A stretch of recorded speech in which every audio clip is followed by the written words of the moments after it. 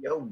Hello, we have arrived. Tea time is on time as usual. And we have an all-star cast here, my friends. Okay, to I couldn't discuss find the any latest TVers, happenings. so Well, he had to dig real deep. yeah, for me.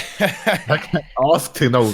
yeah, and that is an interesting thing because, of course, we've had our new story patch. Okay, recently we have Thunderhead Peaks. Okay, and of course a new exciting installment in the living world. Okay, as well, and there was something interesting about this one because normally, if there's any community that is not really that interested in the kind of open world, story-driven PvE content of the game, it's the world versus world community. The world versus world community has always been kind of like, give us something and we'll just go and fight. Okay, we'll just go and fight. We want to attack things. Okay, but World versus World players are overrated, if you ask me. yeah. We've had something a little bit different because this episode has actually stirred something within Roy, in fact. And he specifically wanted to talk about the story, which is a bit of a change. So why don't you just open it up by telling us a little bit about that? I cried for the first time since my fish died. Yeah. Yeah. Really? Last week. Oh, that's so sad. Why are you smiling? Oh, No. Yeah, no, I was blown away. I thought it was really good. And I honestly have never really enjoyed, well, I wouldn't say I never enjoyed the living story, but I never thought it was that good, I guess. It never really grabbed me, but I actually hadn't even done episode 4, and I did episode 5, and it was so good I went back and did episode 4. Wow. And I don't actually remember the last time I ever did living story on patch day, and I did it. I mean, I don't know. I mean, look, I just thought it was a lot. It was really good. Just like I killed the fish. It wasn't just the ending. I mean, I know we're probably gonna end up spoiling stuff, but I'll do my best not to. I'll let someone else spoil it so they can get heated on. And but it wasn't just like the very like the end. The whole story was pretty good, but also it was more than just the actual story itself. The camera work at the end. I mean, I know you're talking about it on actual release day and stuff, but the very end, like cutscene, you could actually feel like the emotion I thought from the characters, which was something I sort of felt was lacking in previous stories, and it was just really good. I liked it a lot. It was fun to play. It was something that actually I was thinking about after I finished, instead of just like, okay, I got the reward, I'm done. Now I'm gonna go back to World vs. World and run my head into a wall.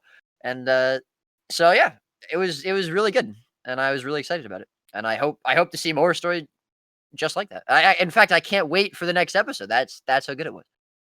Yeah, and I think the ending of the story certainly kind of leaves you hanging a little bit, right? It's a bit of a cliffhanger. So yeah, just to know, guys, there will be some spoilers here. So if that's not, if you don't want to get spoiled, we'll leave it a few more minutes before we like really bring the hammer and ruin your immersion. So you might want to just chill a little bit, okay? We'll ruin the immersion because then they're going to know what's going to happen. Then if you know what's going to happen, then all the reactions are not legit, right? It's ruined. So yeah, there you go. Like it did leave you hanging. I think that's always a good thing, especially in mid-season, right? Like it's good to kind of have the episodes kind of lead on. You want to be excited for the next one, right? And as a result of how well this one, and I would say the previous one as well. Actually, I think this episode 5 and episode 4 were both pretty good. The way that's going to go, I think people are going to be really excited. There's going to be a lot of hype for the 6th episode, which is going to be very good overall. There's a bit of a pattern emerging here. I think all they need to do is kill one character each episode, and it's a good episode.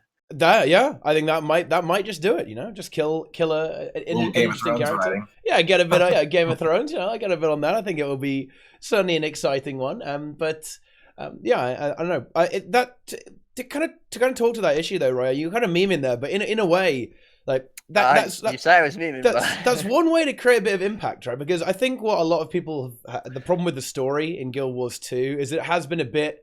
It's supposed to be this dark, terrifying story. The dragons are kind of scary, but it's always really light and fluffy, right? But now, just now we see a little bit of impact to it, and losing, right? Like at the end of this episode 5, guys, it doesn't work out so well for us. Okay, right? Let me just put it like that. It's not exactly according to plan.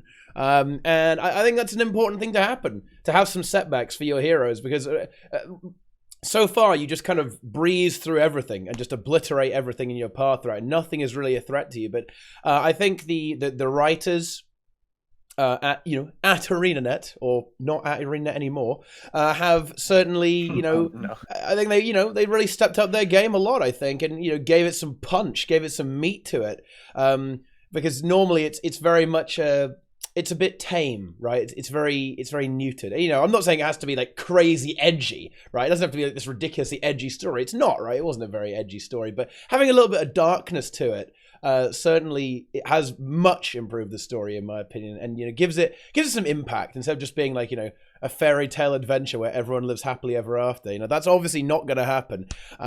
Well, who knows, right? But still, it's definitely a very dragons very die in the real world too. It's true. Yeah, it's absolutely true. And well, we might as well go on that. So basically, guys, at the end of this episode, Aurene is dead, guys. Crap. Okay. Yeah. Yep. Hey, dude, Kralkatork could have been the dragon that died. All right, I didn't say it. You did. Just point that out. That's true. Yeah, we're gonna go there. But it's very sad. It is quite a sad thing. And as Ro was saying, like even if you really dislike Timey, there was some pretty good sadness there. All the characters are very sad by everyone. It was well done. Timey's voice actor did an outstanding job in the last sequence. And to be frank, as you were saying as well, like just the atmosphere that was created, like the way the scenes were directed, I think was very impressive as well. With the camera work, with that nice little scripted set piece at the end, with the walking, the custom limping animation, very lovely thing there. Actually, it's very nice touch there. And just that kind of as you meet each of the characters on your way, and then and as you go around the corner, it reveals what we already knew, guys. The vision of Aurene obliterated by Kralkatork, and that was quite the incredibly impressive. It was quite the little piece there from the story team. So to be honest, you have to say hats off to everyone involved. Really, I think the entire episode was just executed magnificently. Honestly, I think the instances were good too. I think there were some pretty good fights there, some interesting story points there. It's very well. The choreography was good, like with the way all the characters were, interacting with each other and moving around. Like the people you'd encountered were very interesting. Going through the story, and then you have this big battle, and you really see the scale of Kralkatork in the final instance, right? And you're flying all over the place, like charging a giant crystal. The music is like the choir is swelling with the crystal. Good, it just in general. I forgot to mention that, but very good execution, extremely well polished. And good delivery by the entire Living Story team, to be frank. So very impressive stuff actually. And I'm not gonna lie, of course, I've always played through the stories all the time, right? But I do find myself in a similar position to you, Roy. It's I've never been crazy hyped for it, right? I'm like, it's the story. I'm sure it'll be fun, right? I'll play through that. It'll be a bit of fun. We'll fuck around on the new map, right? Stuff like that. But to be honest, I really know what I want to know what happens next. I'm ready. Give up and go home. Exactly. It's like, can't win. We're out of here. Now, what I'm not sure about is the direction that they're going to take it next, right? Like, I hope they don't cheapen it and bring Aurene back, but they might have done this whole setup where Joko is going to, she ate Joko, so now she is Joko and can resurrect. I mean, that would be kind of a bit of a meme if you ask me, but they have a lot of setup for that. Yeah, they do. I don't know. The whole episode, every single chapter is full of, this is happening. It's happening, guys. She comes back. Sadly. Let's see how it is before I judge it. I don't know. That might happen, but if it does, then I'm not going to be that upset about it. It was still a great episode, and I don't know. It will be an epic final fight, and to be honest, I'm really excited to see episode 6 and where it leaves us. Right? It's not so you kind of know what's going to happen. We're gonna beat Big Bad Man. We're gonna get that big dragon. They can't kill Kralkatork next episode. Yeah, he's dead, dude. After just losing so horribly, it would be. I think like what you said before, it would cheapen it. Like if they bring Aurene back, if she dies, and then the next episode they bring her back and kill Kralkatork, I just think that would be so. Way too much for one episode as well. Oh wait, we're not done. Okay, no. All right. I mean, I don't think they can do that until the next season. Personally, so you think, I think the next episode has to be about like recuperating and trying to come up with like a new plan, and that's it. Yeah, I'd be very disappointed if they brought back Arena and then killed Krakatorek in the next episode right after she dies. Like that would just be so pointless. I probably wouldn't. I'd probably just be like, all right, I don't care about story anymore again. Yeah. Okay. Yeah. Okay. No, you got me there. No. I think that makes sense. That makes sense to me. So yeah, I mean, and that would certainly, your theory there, Roy, very much explains why we're going to be transitioning straight from season 4 to season 5, right? Because it's going to be a very continuous story, right? It's going to be connected, right? So having that direct flow through would make a lot of sense, to go through there into the next season of the story. So I mean, yeah, that would make a lot of sense. Yeah. Does that come out this year? What do you think about the story, Envy? I haven't done it yet. So y'all just spoiled the shit out of it for me. Oh. So it's all good, though. That's your fault. You agreed to come on. It's all good. Like, when I stream Guild Wars 2 since I'm new, people tell me I'm doing it wrong on the story. So they're like, oh, you don't know? And stuff. But I'll enjoy it. Well, hold on. Just pretend real quick that you played the story. What did you think about the story, Envy? I did the first trials. It was actually pretty cool. It was well designed. God. All the crystals. Say it was bad or it was good. Come on, man. It was hanging me out to dry. It was good. 10 out of 10. 10 out of 10, yeah. I would definitely get a very highly rated. There's ArenaNet's next marketing campaign, Envy, 10 out of 10. 10, yeah. Well, they've already had so they can certainly have that. Yeah, it's difficult to talk about something when there's only positive things to say. Let's complain about something. I can complain about stuff if you want. Yeah. Let's talk about how a lot of the people hate the instabilities that were involved in this patch, or how about there was literally nothing for PvP or World versus World. Oh man, I'm sorry, I'm not even. Oh yeah, kind of staying near the story. I want to talk about the map a little bit. Like the map was a bit of a, I don't know, hate to be a Debbie Downer, guys. It was a little bit of a disappointment for me. It's a very big map.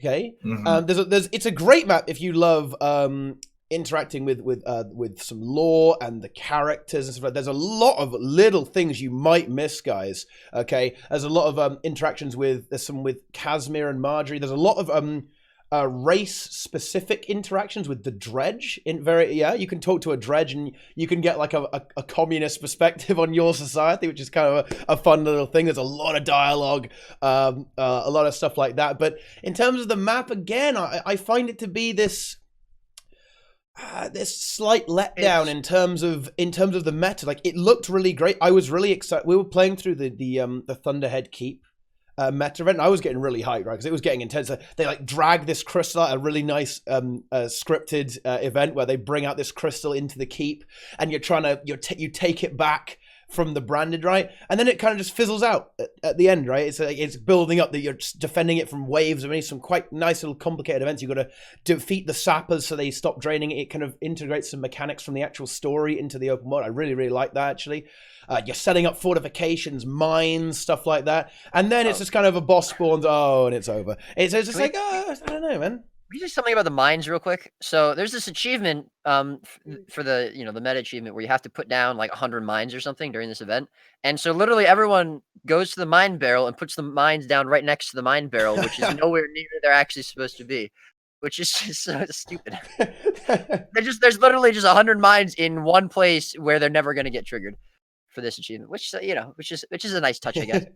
That is brave. But yeah, I mean, I just, I loved the story, but I mean, it's just, I had a real good time in PvE for the first time in a while for like 3 hours. And then it just went back to being like the same old. There's not really much of a reason to go to the map except for doing the metas. If you want to, unlock the new weapons. And if you don't, there really is no reason to go to the map. And, it just feels like there's not a lot to do. Like, kind of like what we were talking about last week. It was a really good story. But other than that, I just didn't, it's just nothing. Are they going to tie the ring into that map? Nope. Next raid. The ring is raid content. Yeah, the ring will be... Well, I would certainly imagine that the legendary ring is going to come with the next episode and the raid, which is going to come with the next episode. In theory. We're at the record for season 5. Although, actually, well, I'm not sure if I should exactly say this, guys, but look, okay. So in a raid, okay, someone asked a developer if there's a raid coming with the next patch. Okay. And the dev said yes. So, you can bring out the roasts to ArenaNet if there's no raid with the next patch. So there should be. Would that be the quickest that a raid was released within like another raid release, or have there? I guess the first couple were probably released The a first lot couple closer of to each other, fast. right? Yeah, they were pretty fast, close to. But I mean, since then, because it was like what 9 months between 4 and 5 or something, and like 10 months between 5 and 6 or something like that. I think it was 10 months or something like that. But yeah. So I mean, it's been what, September, right? So it's been like 5 or 6 months since the last raid was released. Yeah. I mean, that's good. Not bad, right? Not bad. Oh well, I guess of course we have another 3 months to go, but yeah. Or 4 or 5, who knows? Well, yeah, who knows? Maybe it'll keep getting delayed. We'll have to see how the schedule actually pans out, right? But yeah, I mean that will be exciting. That's when we'll get that legendary ring. I mean, there might be some story elements to it as well, but perhaps not, because pretty much. Well, I mean, when legendary armor, of course, had a lot of open world components to it as well. Will the legendary ring have something about that? Maybe. It's difficult to say, right? It might do. With the last map, perhaps it will be integrated with that. It depends what the raid is, right? Because the raid might be totally disconnected from the story, which is so to connect it would be a bit odd in a way, if that makes any sense. But if you look at Wing 6 was the Mystic Forge, right? It was not to do with the story. It was very much a separate thing. Just a bit of fun on the side, so I don't think it will be integrated, but maybe it will. Maybe the raid will actually kind of curve in, and maybe you'll fight a powerful dragon minion or something like that, right? You'll fight a giant branded Hydra, for example. Like maybe they should just put the next living story in the raid. That would be that. I mean, that would be good. I think living story locks behind raiding. I don't think that would be very well received. Yeah, that would be very spicy. Don't think that would fly. But I'd love to see it just to see the salty tears, dude. But I don't know. Going back to the map. It's just it doesn't have quite enough to it, right? And in a way, I think ArenaNet were quite crafty. They knew about this, so they made you have to come back to it. If you want to get those Dragon's Blood weapons, you want to get that Diviner gear, which are very nice, by the way. Yeah, they are. They are very, very pretty. Actually, very nice skins. You're gonna have to get a lot of those Serpentite jewels. Okay, and those are time gated. You can't get that many a day. How many? You can get 6 a day, I think. Max 6 a day, but you're guaranteed 3, I think. Yeah, is the way it works. And if you really think about that on paper, that's really not that bad. That's effectively. Do you need 5 per weapon? Do you need like 5 per weapon? Well, it's 3 per exotic, 3 per ascended. So 6 for the whole, for the 2. Yeah. But the achievement is only to get all the exotic, I believe. So I think you only need exotic ones. I don't think the ascended ones actually matter, but the ascended ones are. Where the skins are, right? In general, they're the better. Yeah. They're the better looking skins. So But talking about those weapons, I mean, they're all diviner stats. I mean, so diviner. The new stat set was added in this patch, and anyone who's saying, or I was saying there's no World vs. World PvP content, or I guess it wasn't added to PvP anyways, but so people might say, oh, but you could play diviners in World vs. World. It just doesn't really seem like there's a place for that. I mean, is there a place for that in raids, or? It's gonna see some niche play. I think you might see it intermingled with some of the Chronomancer builds, and it's given another nudge to this Firebrand Renegade playstyle, where you use the Renegade for alacrity and you use your a Firebrand for quickness or something like that. And it's definitely given it a nudge. We see that you don't lose crazy amounts of DPS to provide permanent alacrity to 10 people on with your Renegade. You do something like 22k DPS. Where you'd previously do about 32k DPS, probably something like that. So you lose some damage, but you can give permanent alacrity while you still buff all your friends. So it's nudged that, but is it actually good anywhere? I mean, maybe in optimal situations it might be. The trouble with that comp is that it might end up being better on Mercer Overseer, right? In theory, you do more damage with it, but it might not work out quite so well in practice. We'll have to see, because it's very early days, so we have to, we need to observe what is going to happen in the actual meta, how it actually works out, and see if anyone plays it, does some tests with it, tries a few bosses with it, gets the big damage. But it's certainly very close. If you look at it on paper, it's getting real close, right? They're starting to actually get pushed. That archetype, that style of raid composition is getting pushed, and it's getting there, right? It's getting there. I think you could definitely run something that involves that. And you could not really screw yourself over that much. Like before, it would get a bit trickier to run something like that. You're kind of like, this isn't really that good. But it's certainly, it's very much it's definitely much moving in the right direction. I think like a few more balance patches, and we'll probably see it even more play. Actually, I think. But I think the concerning thing to me about the Renegade and Firebrand stuff is it doesn't really remove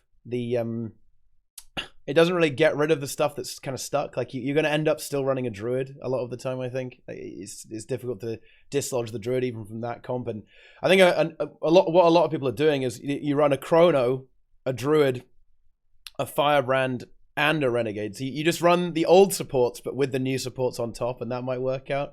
So it's I don't know, yeah. So that's the best solution, yeah, in my opinion. Yeah. So now it's no variety, but still. It's better than having only one chrono or two chronos. It's true. Yeah, it's true. So that might actually be the approach that ArenaNet want to take. So it's not exactly replacing it, but it's kind of like, they all augment each other now. And that what makes me think that they want to do that is if you look at the way New Signet of Inspiration is, like New Signet of Inspiration literally just augments everyone else, right? It just says, aha, you give some boons, I'll make the boons even better, make them last longer, right? And what are Chronos wearing now? Are they still wearing minstrel or no? Well, now it's. I mean, when they changed, most are DPS, right? Yeah, like the way it's gone now is like it's loads of damage, right? Because they removed the necessity for boon duration on Chronos a lot. Right. Everyone's kind of playing quite a lot of damage, right? You want to playing anything with boon duration on is a little bit of a waste at this point. Like you don't go too crazy on it. You don't need to dedicate 100%. Boon duration anymore. You play a mixture of stuff like some Zerka, some Assassin's Gear, maybe a bit of Diviner. There's a few builds that run Diviner right now, but there's a lot of stuff floating around right now.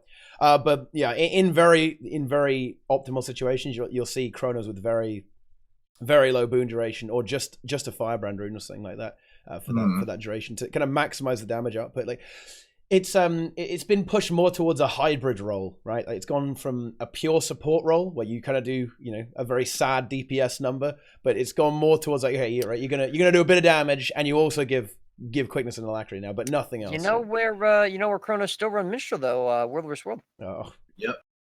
So your minstrel gear is not 1 out of 50. That game was. Oh, man. What's funny though, Roy, is like dude.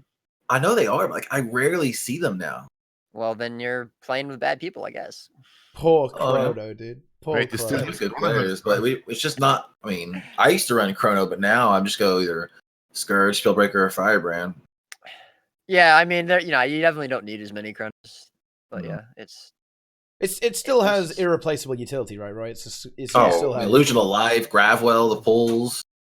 Yeah. It just took a big hit on the whole. Focus Pull is probably the strongest CC. Like Focus Play is a god tier ability. Yeah, it's you focus for a group into Gravwell is just the best feeling. Yeah, I mean, and they still put out a lot of boons. Although now people are starting to run Renegade. We'll have to see how that works. Renegade and World v World. Yeah, I don't even know Renegade. I've never even looked at Renegade's skill bar. I don't even know what it looks like. People were running Connie Renegade last week. It was pretty spicy. Do they use the color elite stance or just the trait line? No, I don't think so. Just the trait line. They don't survive that well, and Robosaur is pretty mobile as well, so it's difficult to connect your epic lifesteal, right? Although I bet the stun guy is pretty good, right? If you can get a few procs off on that, right? The days guy. Never yeah, it won't survive very well. So Nico, did you actually like the story? I don't think you said. I like the story. Yes. The ending didn't touch me at all, to be honest. Well, he has no soul. I cried twice in this game's history, and it was not at that point. Yeah. Wait, really? When did you cry? First time it was the Hard of Thorns announcement, like the video in-game, because it was just happy that something happened in the game, and it's not just tears of joy. Living story. And the second time was also in PUF announcement. So it's just weird. Thank you. Content. Thank you very much for the content. Exactly. I mean, yeah, I understand that, dude. That's fair. Yeah, that makes a lot of sense. But you thought it was good. Yes. The map is nice. Well, Yeah, I prefer the story instances. Yeah, I mean, it was first one of cool the trials. it was cool. I mean, obviously, they've been doing this with Vabby and all this and everything, but it was cool to see that part of the map, since obviously it was a big Guild Wars 1 mission. And also, I also really have always liked the dwarves, and I thought that it was a shame that they weren't a bigger part of Guild Wars 2. I mean, pretty much non-existent in Guild Wars 2. So I always liked anything to do with the dwarves. So like, the puzzle room I think is really cool. The dwarven plates and stuff. I actually thought it was a really nice little mini game kind of thing that you can do every day. I'm expecting the dwarves to come back since like episode 2 of Living World. Dude, if there's any race I could pick to play, it'd be a dwarf for sure. Oh. Yes. Yeah. Well, speaking of that Dwarven Plates minigame, I had my entire team like scouring the map looking for these plates. Oh, that was embarrassing. Oh my goodness. Yeah, I completely went about this the wrong way. I assumed this was kind of like a scavenger hunt puzzle kind of thing where you have to, there's the rooms, you have to open them in a specific order and go into them and like find keys there and go around the map and search these things. So we were searching every like underwater and all the secret areas trying to find plates. But no, it turns out that you just have to do each meta event, and then you get the top half of the plate and the bottom half of the plate. Then you go talk to the dwarf and he'll give you one, and you can just go through these rooms. You have to do some little mini games and be done. I think it's really cool. I was a little bit disappointed. I was expecting more of a puzzle treasure hunt kind of thing, but didn't exactly happen. But hey, I think it's still a nice little addition, and it is a daily thing. You do it every day, and that's part of how you get your serpentite, by getting to the treasure room, right, and getting some juicy jewels, so you can make that diviner gear if you want, and make the dragon's blood weapons. And it was a fun little addition, and I think it's well done as well. And you get to interact with this dwarven spirit character as well, which is it's good. And actually, you'll notice that his model is actually a fleshy dwarf, right? It's not a stone dwarf. You know which dwarf this is? In the story? Which dwarf is it? It was the dwarf next to Glint's altar in Darkness Forge. Oh, there you go. Oh, really? That's pretty cool. That is a fun fact, actually. That's an appropriate one. That's Nico, the lore master. Yeah, the lore god. Also, we had another throwback to Guild Wars 1. We saw Gwen very briefly. Yes, in the story, Gwen is the messenger from Glint, ghostly right? messenger. Yeah, which is pretty cool. And that's like a double throwback, because if you in Guild Wars 1 Underworld, you talk to Gwen's mother, I think, at the start of the instance. If you have her with you. Yes. You need to bring Gwen to the mother. Yeah, so it's a double reference. Guild Wars 2. Yeah. Underworld. Oh you do, of course. Yeah, she despawns. Glint's army, so it's like a triple one. Yeah, that's a bit weird, actually, considering that, isn't it? Yeah, she's in Wing 5. It's like Inception. Yeah, exactly. What's going on there? Yeah.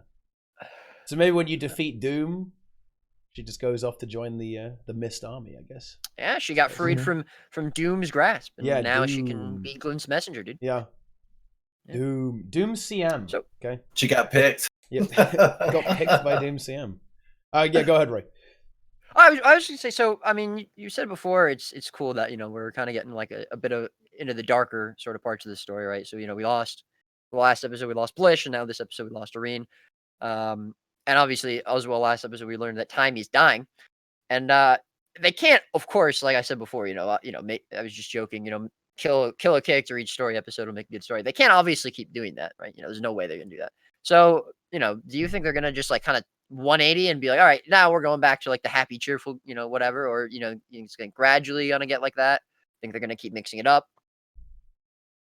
Well, I think you've kind of you've convinced me about the next episode. I think you're correct, and it's going to be a recuperation. Like, what the hell are we going to do? Almost like Aftermath episode, and then a tie-in to the next season. So it might be a bit of a slower paced episode. Like, there'll be obviously a new map, and it will be very much about like we've been devastated by this terrifying foe, which Kralkator of course is, or maybe during the battle with Aurene and Kralkator, we're trying to figure out what happened there, like what, because he just before he kind of wakes up and kills us all, like he looks dormant, right? It looks like he's turned into a rock. So what happened there? Like, what is that? Like, what exactly is going on? Like, maybe something's happened. I mean, and you definitely see he's hurt because he's missing an eye. So. Exactly, yeah. He's got no, damage. He can't see as well anymore. So that's going to be happening. Right? What the as long as we stand on the right side, we'll be fine. It's fine. He can't see us. Exactly. Yeah, he can't see us. Yeah. So I think it will be that kind of episode, and then that will be tied into the next one. But will they do some? Like, will they sadness? continue on this trend? Is what I mean. Because I mean, obviously, these are the first really, other than when was it Belinda died or whatever her name was, like years ago.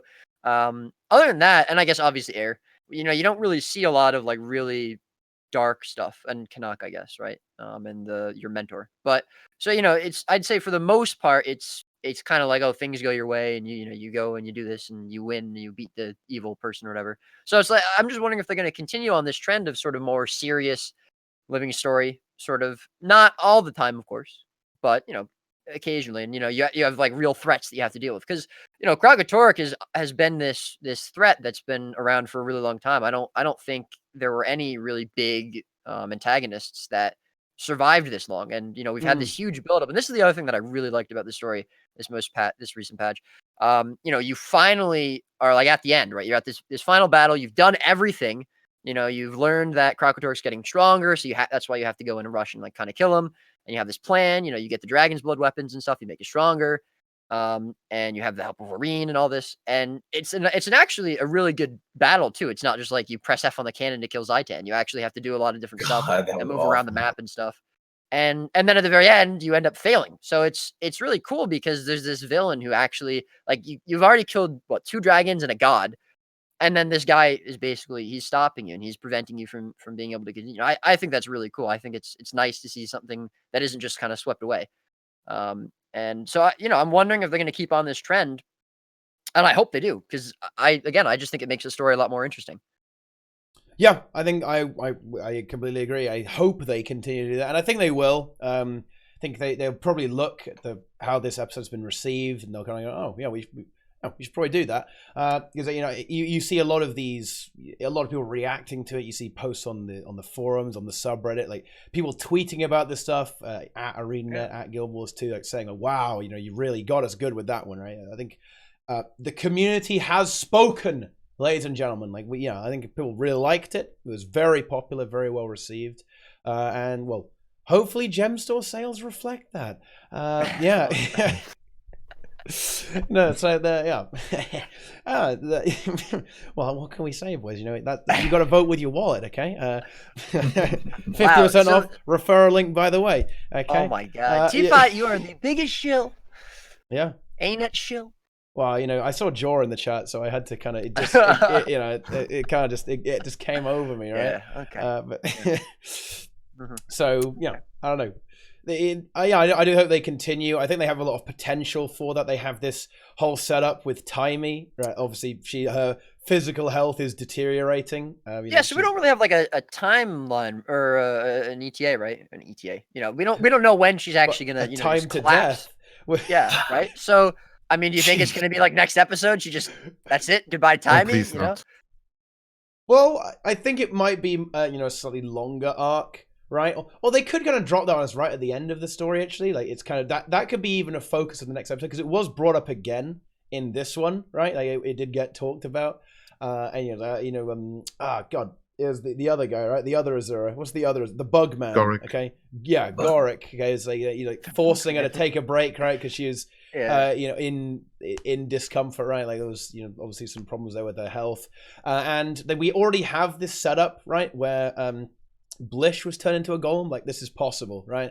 And I think it's very likely that we see Timey maybe fused with Scruffy, right, at some point, like her custom golem. So you mean like putting her like her mind, soul, or whatever? Yeah. We gotta go like Full Metal Alchemist on it. She gonna be Alpha, whatever his name is. Yeah, I mean they did it once. I suppose it's possible. We got some transmutation circles on episode 7. I think that's a setup, right? I think there is that setup. It's probably gonna happen. So that that's the story is being arranged. It will be an interesting one, right? But it will be like it'll be a very be big vengeance. Okay, in a way, it would kind of echo the original story of Destiny's Edge, right? Like they had Snaf, right? You had these incredibly advanced golems, right? That were kind of controlled by, he was able to like mentally link and control golems, I think. Someone call me out if my lore is wrong there. No, but, that's right. Having that brought back in would be very reminiscent of that. Like, and we actually see, you kind of see that as well. Like you have Logan and Ritlock kind of coming back, and this was something that they did before. They tried to fight Kralkatorp before, didn't work out so hot. And that's kind of being echoed. Time. Yeah, and now, we failed again. And that's something else that I thought was really interesting, because this is like the first time that you've failed sort of together, right? Like as a group, with these guys who've already failed, right? So like up to this point, you hadn't really failed with these guys after, they lost first, and now you did it again. So it's kind of, I thought it was kind of interesting. Like it might make the characters grow closer together, which is kind of cool. Because or they might fall apart, because obviously the first guild fell apart after Snaf died, and maybe that'll happen again. So maybe next episode everyone will just give up, and then season 5 is getting the team back together. Yeah, I actually think something like that will happen. At least I just spitballing here, man. All right, I'm not a writer, dude. All right. Yeah, but Ritlock is like he's kind of pissed during the whole patch a bit. He's always judging us. Is this the best way we can do it? Why did you break the first spear? We would have won now. It's true, and that we probably regret that. That was a bit of a mistake. Also, like Cave's comment on that. The first sentence in the patch. What did Cave say? Like we said something like, maybe we get another spear with that technology now, and she just said, "What did he do to the first one?" What? Yeah, exactly. Yeah, well, yeah, we destroyed it. Feels good, man. That was not the smartest idea. Hey, we didn't know. All right. Yeah, we didn't know. We didn't. Yeah, we kind of knew what would happen. We lacked the critical information. Look, the commander's always right. Okay. Okay, so what? Okay. Yeah, exactly. I mean, we've had that plot armor for so long, but not anymore, I guess. And that's that's what's so awesome about this. There's actually consequences. Like, we kind of, a lot of people say we rushed in, and I mean, we did rush in. We sort of had to, right? But like, we still rushed in, and we didn't completely think about everything. And look, people died. There's real consequences. It's nice. You can't just be like, oh, this guy's a god. Well, who cares? I'm going to kill him. No problem. Yeah, absolutely. I have a magic sword. There you go. It's going to, and then I think it will have a lot of consequences going down the road as well, because we've had these prophecies, right? Like these foreseen events. And that's just, it's not going to happen, right? Like we've seen this kind of go awry, and it's going to shake people's faith in what's going to go on, right? It's it's a bit of it will be interesting to see how the actual characters of the world you kind of react to what's going on and all the bad stuff that's happening. So we'll have to see. I think ArenaNet have given themselves a lot of really interesting options about what they can say, what they can put in the story, and it will. I'm really excited to see how it goes, how the story progresses. Going into the next patch. And of course, well, I think the next episode is going to be a really big one as well, just to extend the discussion on the impact of the next patch. Like, the next patch is going to be it's going to be the end of the season, right? So there will be something at the end of the next episode. There's going to be something is going to happen, almost certainly. I don't think it's just going to fizzle, right? If it fizzles, I'll be sad. Well, I'll be very disappointed. Although then again, we are transitioning directly into the next season, right? So like, it wouldn't be like, oh, it just kind of happens. Something doesn't, like, nothing crazy happens and it kind of fizzles, and then we have to wait a really long time for the next episode. That's really going to happen. But I mean, again, I sort of circling back to what I said, I just can't imagine anything crazy happens, or like some huge thing. Like, if the living story comes out, and like the first instance, it's like Timey runs up and says, "Oh, Commander, don't worry, I found a new weakness in Kralkatorp. Let's go!" And then you go and you punch him in the face and he dies. I'm probably gonna uninstall Guild Wars too. So it's. But sorry, I mean, Timey limps up to you and says, "Hey, Commander." Anyways, and then dies. Yeah. Without saying it. Yeah. Oh, there's this weakness. All you have to do. Subscribe to the stream with Twitch Prime, and all of a sudden everybody's happy. Nice, my man. MV. Yeah, very good. Nice. Wow. Yeah, very good. Very good. Welcome to the ArenaNet Party Program. Yep, that is a message I can approve. That's for sure. Yeah. Just kill Krakatork. Just do it. Just kill him. But it's. I mean, what do I want to happen? Well, what I would expect is going to be the big event. There's going to be a cutscene. Okay, that's the big event. I love cutscenes, man. I'm ready for the cutscene. But what's likely going to happen is that the episode will start and we'll be really sad. Like, oh, woe is us. Oh, it's so terrible. It's so terrible. And then by the end of the episode, we've kind of picked ourselves up and we give a rousing speech or something. That's probably what's going to happen. And then maybe they'll say. God. Then what I'm hoping is that at the end of the season, ArenaNet will maybe tell us something about what's going to happen in the game. Maybe that's a little bit, just a tiny bit ambitious. Maybe a little bit too much. But I bet you that they're going to tell us that season 5, episode 1 comes next. Oh yeah, I'm sure we'll find out that. But I don't know if there was and some there's new news on gemster skins. Yeah, new skins. New mount skins. Yeah. Well, I don't know. I would be hoping for something like, okay, they've talked about wanting to release expansion level content in these living story releases, and I would love to hear an update on what they actually mean by that. And I think the end of the season would be perfect. So, are we going to see specializations? Right. Again, are we going to see some new elite specs? Are they going to add a new mount or something like that? Is there going to be any content for any game modes besides PvE? Alliances. Sure, alliances. That will be a good Oh, one. I can't wait for That that. will be a good I hope they just knock it out the park with that. I hope it's a grand slam. Yeah, I hope so too. We can only dream. So good. Something else that I suppose we probably should mention, at least briefly, that came with this patch, the new legendary longbow, Phallus. Yeah, Phallus. Phallus. Yeah. Not Phallus. I've seen people say that they don't really like it, that it doesn't really. It's pretty cool in person. I think it looks cool, pretty good. Yeah, I didn't think on the Nike picture, likes like that's kind of weak. But then my Div, one of the guys from Keck was running around with it, and like the arrows it shoots, the footfalls, and all the effects from it are pretty cool. It just doesn't really look great in I honestly don't the mind Guild Wars that. 2 picture. I've never been. I mean, like I think it looks cool, and I've never been someone who like I don't really like all the really like flashy stuff as much. I mean, I like Twilight, but yeah, I don't know. I think kind of more simple stuff is nice, and it has some cool effects. And The effects are I mean, it amazing. definitely looks better than Kudzu, in my opinion.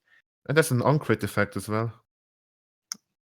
Oh. So whenever you critically hit, there's a beam of light. Oh yeah, there's an really? effect. Yeah. Cool. Well, that is pretty cool. It's got some cool effects.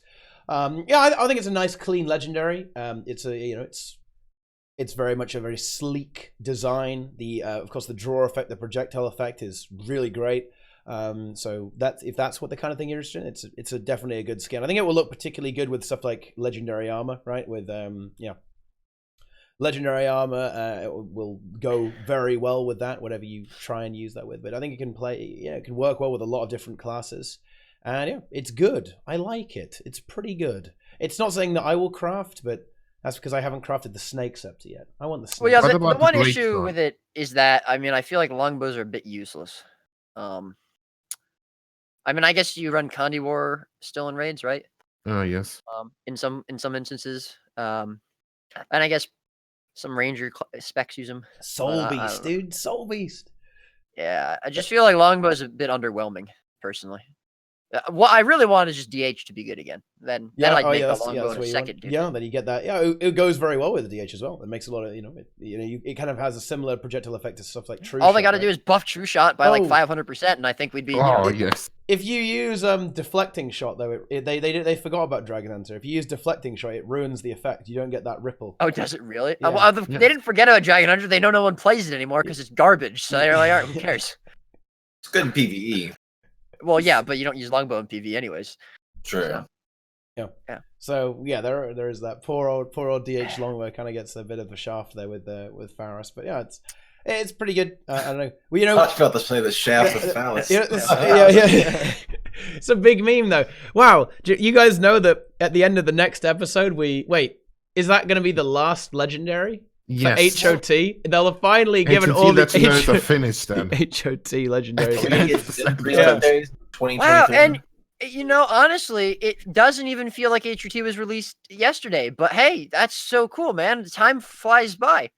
Yeah, it really does. It really does. When you're not releasing any content. Yeah. Wow. Oh wow. Now the roasts have started. Okay. Oh my goodness. Hey, I said the story was great. There you go. Yeah, that's high Alright, I'm trying praise. to Is that even it high out, enough yeah. praise? Like now you gotta Yeah. now you're gonna start racking arena. Okay. That's good. But well, I wonder if I don't think they'll do. I wonder if they'll do any more legendaries. I kind of think no. I think they will start with trinkets. I'd rather see them do stuff. Ooh, I didn't think about that. The like- rings, finish those off. Yeah, they have to do the legendary trinkets and stuff. But I mean, I'd rather see them not, devote resources to new legendaries when there's plenty in the game, and I'd rather see them put, more armor sets or weapon sets even that you can work towards, instead of just outfits or actual playable content, not just fashion. But What? No. I wouldn't mind another Aurora grind. That was that broke me, but it was fun. Yeah. Well, the thing that concerns me about legendaries is just that the length of time it takes to produce them, right? They're kind of cool. Stuff like Aurora is really cool. The legendary ring is almost certainly going to be pretty cool with the raid, but the legendary ring, guys, that started with Wing 5. Okay? Mhm. Over a year ago. 15 months. 16 months. And the legendary ring, it's going to be 18 months.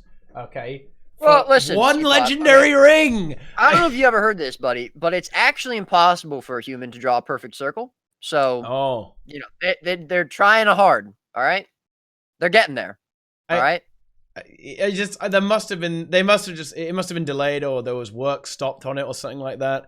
Because it took 1 year twice to do legendary armor. There's no way it takes 1 year twice to do a legendary ring. Like, according to Byron, it's finished already since August last year. Wait, really?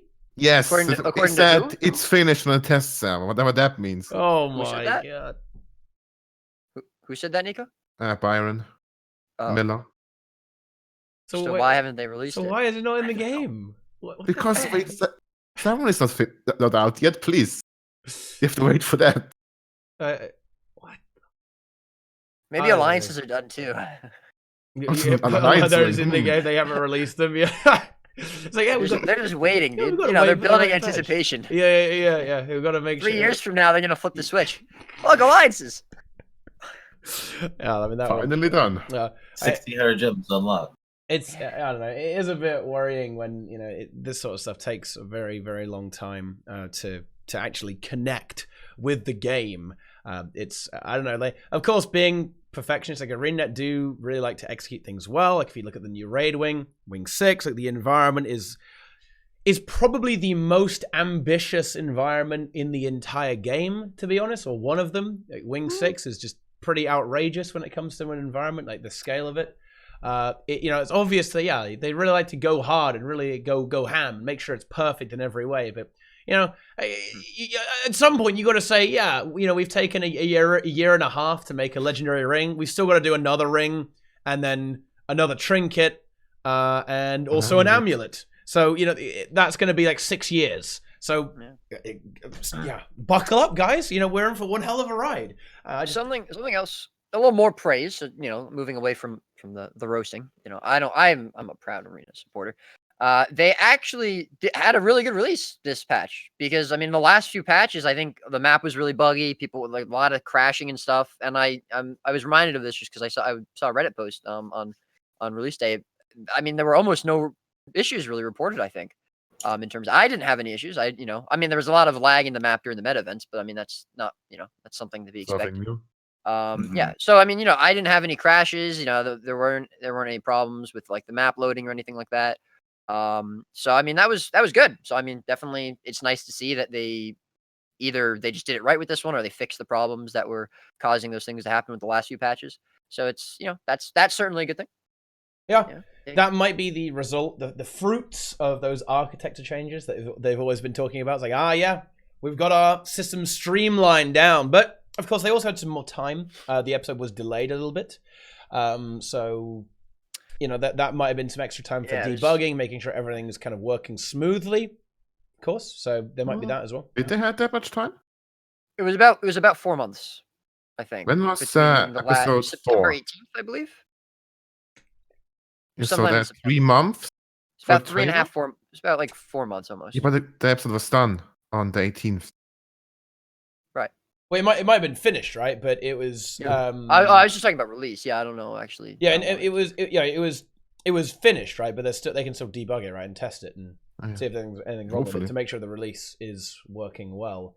And yeah, I didn't find any bugs. I didn't see anything go wrong in particular, but maybe there were. Oh, I guess there were That's it. there were a few bugs with some of the achievements, like the branded crystal thing. I mean, yeah, there are obviously a couple bugs, but like, the last right? release, like I think people couldn't even get into the map or whatever. Anytime you loaded the map, you instantly crashed your desktop or something. There's nothing like that, and that's really bad, obviously. But there was nothing like that in this patch. A couple bugged achievements. Okay, that's whatever.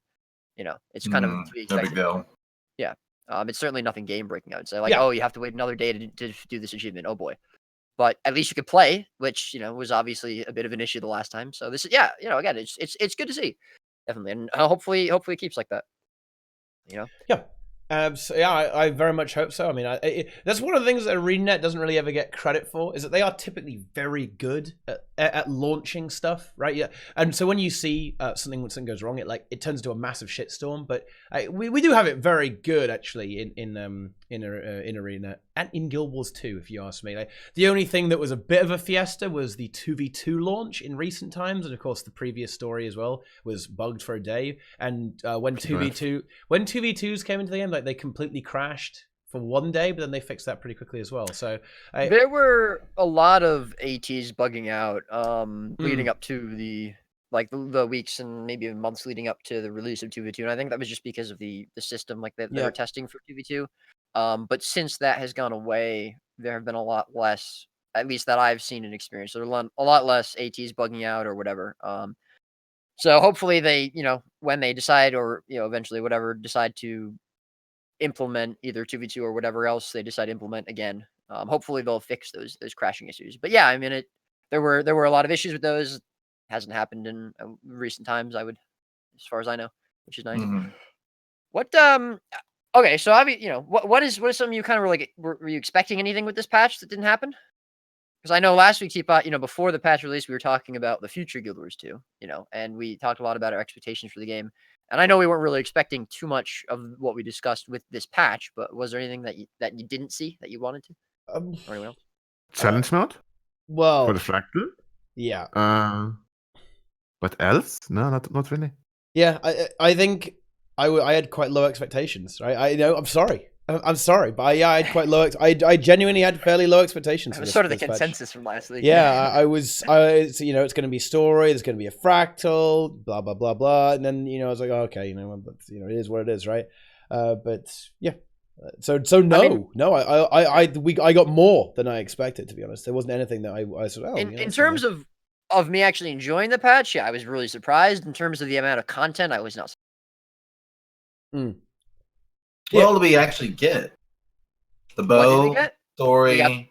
The bow, new diviner stat, the living story in the map, new fractal with some instabilities. Oh yeah. Oh god, that fractal reworked instabilities. Awful. Yeah. Absolutely awful. Okay. It's terrible. If you want to do it, no, I don't want to do it. That's awful. Really? Because I actually, it's terrible. I really like it though. Let's debate. You're on debate the boat. Me, You're on the Let's boat. Go. Okay, all right. You're on the boat. Yeah. You're playing full plague doctor. So you have a support chrono. You have everything. You're knocked off the boat. Everyone gets tons of conditions. You can't cleanse them. You're dead. Over and over and over until you finally you have to just GG to get through it. And you GG, you can skip it. Oh, sorry, I'm ruining. Hopefully, with that patched. But you have to trick it, to get around it, because it's just. I mean, to me, Fractals is Guild Wars ArenaNet's play on Mythic Plus. It may have done it first, whatever. But it's something I really enjoy. Is what I like about World of Warcraft with the dungeon system, and you want to have fun in them. But that Fractal isn't fun. It's annoying. I don't want to do it. And if it's in a daily and I don't have good players, I'm not going to go. I'm going to skip it. And that's unfortunate. Here comes a new content that I'm excited about that I'm going to skip because it's not fun. It's not I don't know. Don't enjoy it. Feels like a chore more so than having fun with your buddy. Well, I think on that fight, I think the main problem is that there's quite a lot of stuff going on. You're going to have these mass ads. There's a lot of AoEs about the place. Mm-hmm. There are those knockbacks. So I think it's going to be something you kind of have to get used to a little bit. Well, the knockbacks stability doesn't help. No, yeah, it's just wind just knocks you off, right? There's this wind, but does block help? Or I this don't I don't think know. so. We popped stability and we were so knocked. I was like, okay, that doesn't work. And when we got through it, but again, it's just like if us four and to say one more, we're about to go do fractals and stream it and have fun. I think almost all. Well, I think almost all of them are pretty fun, and that one just I don't know. I don't like the whole treasure chest thing. I don't know, and I didn't like Deepstone either. What did you like about it then, Teapot? I actually think that the mini games, well, for a start, it's not overly long. I think that's important in a Fractal. I like them to be kind of punchy, like constant action. I like to be constantly doing something that, no long trash periods or something like that, blah, blah, blah, blah. I think the events are actually kind of cool. I think there's a lot of scope to be good at them as well, which is something I like about them. Like, doing the treasure chest throwing, I think there's a lot of scope to, abuse stuff like blinks and like catching your own treasure chest, like double throw it and work as a team. I think there's a lot of scope to be actually getting good at that. I think the events are fun. Like the cannons, I'm not the biggest fan of using interactable stuff to fight enemies. I prefer to use just regular abilities. Not the biggest fan of that, when you're on the ship and you have to fire the cannons. But I guess you don't necessarily have to. That's not my favorite thing, but it's whatever. Like with good strats, you probably don't do that much. And well, the only thing is, I think this Fractal is like an absolute like nightmare with Afflicted. But other than that, I think it's fine with the instabilities. Honestly, it's probably annoying with like the fire one as well. Like the like what is it, like We Bleed Fire or something like that. That was probably a big meme actually. But I don't know. Maybe you can abuse reflects and just cheese that because there's so many ads and all the ads will spew fire at you. Yeah, I didn't do it if you bleed fire on it.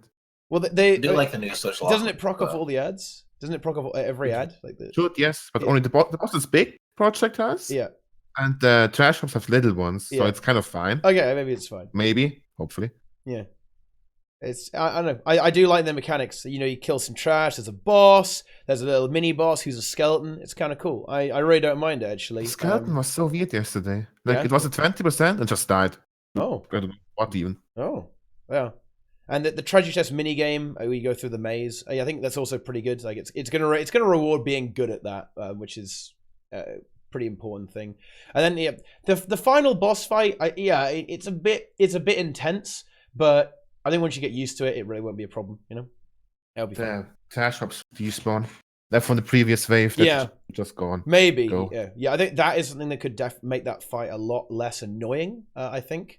Is if the ads aren't there, because there are a lot of ads, right? When you start the boss fight, there's like mass ads moving in. So I'm not sure what you're really supposed to do about those, because there's a hell of a lot of them. And especially if you got an annoying instability like Afflicted, you're just going to have 25 every condition. Or slope.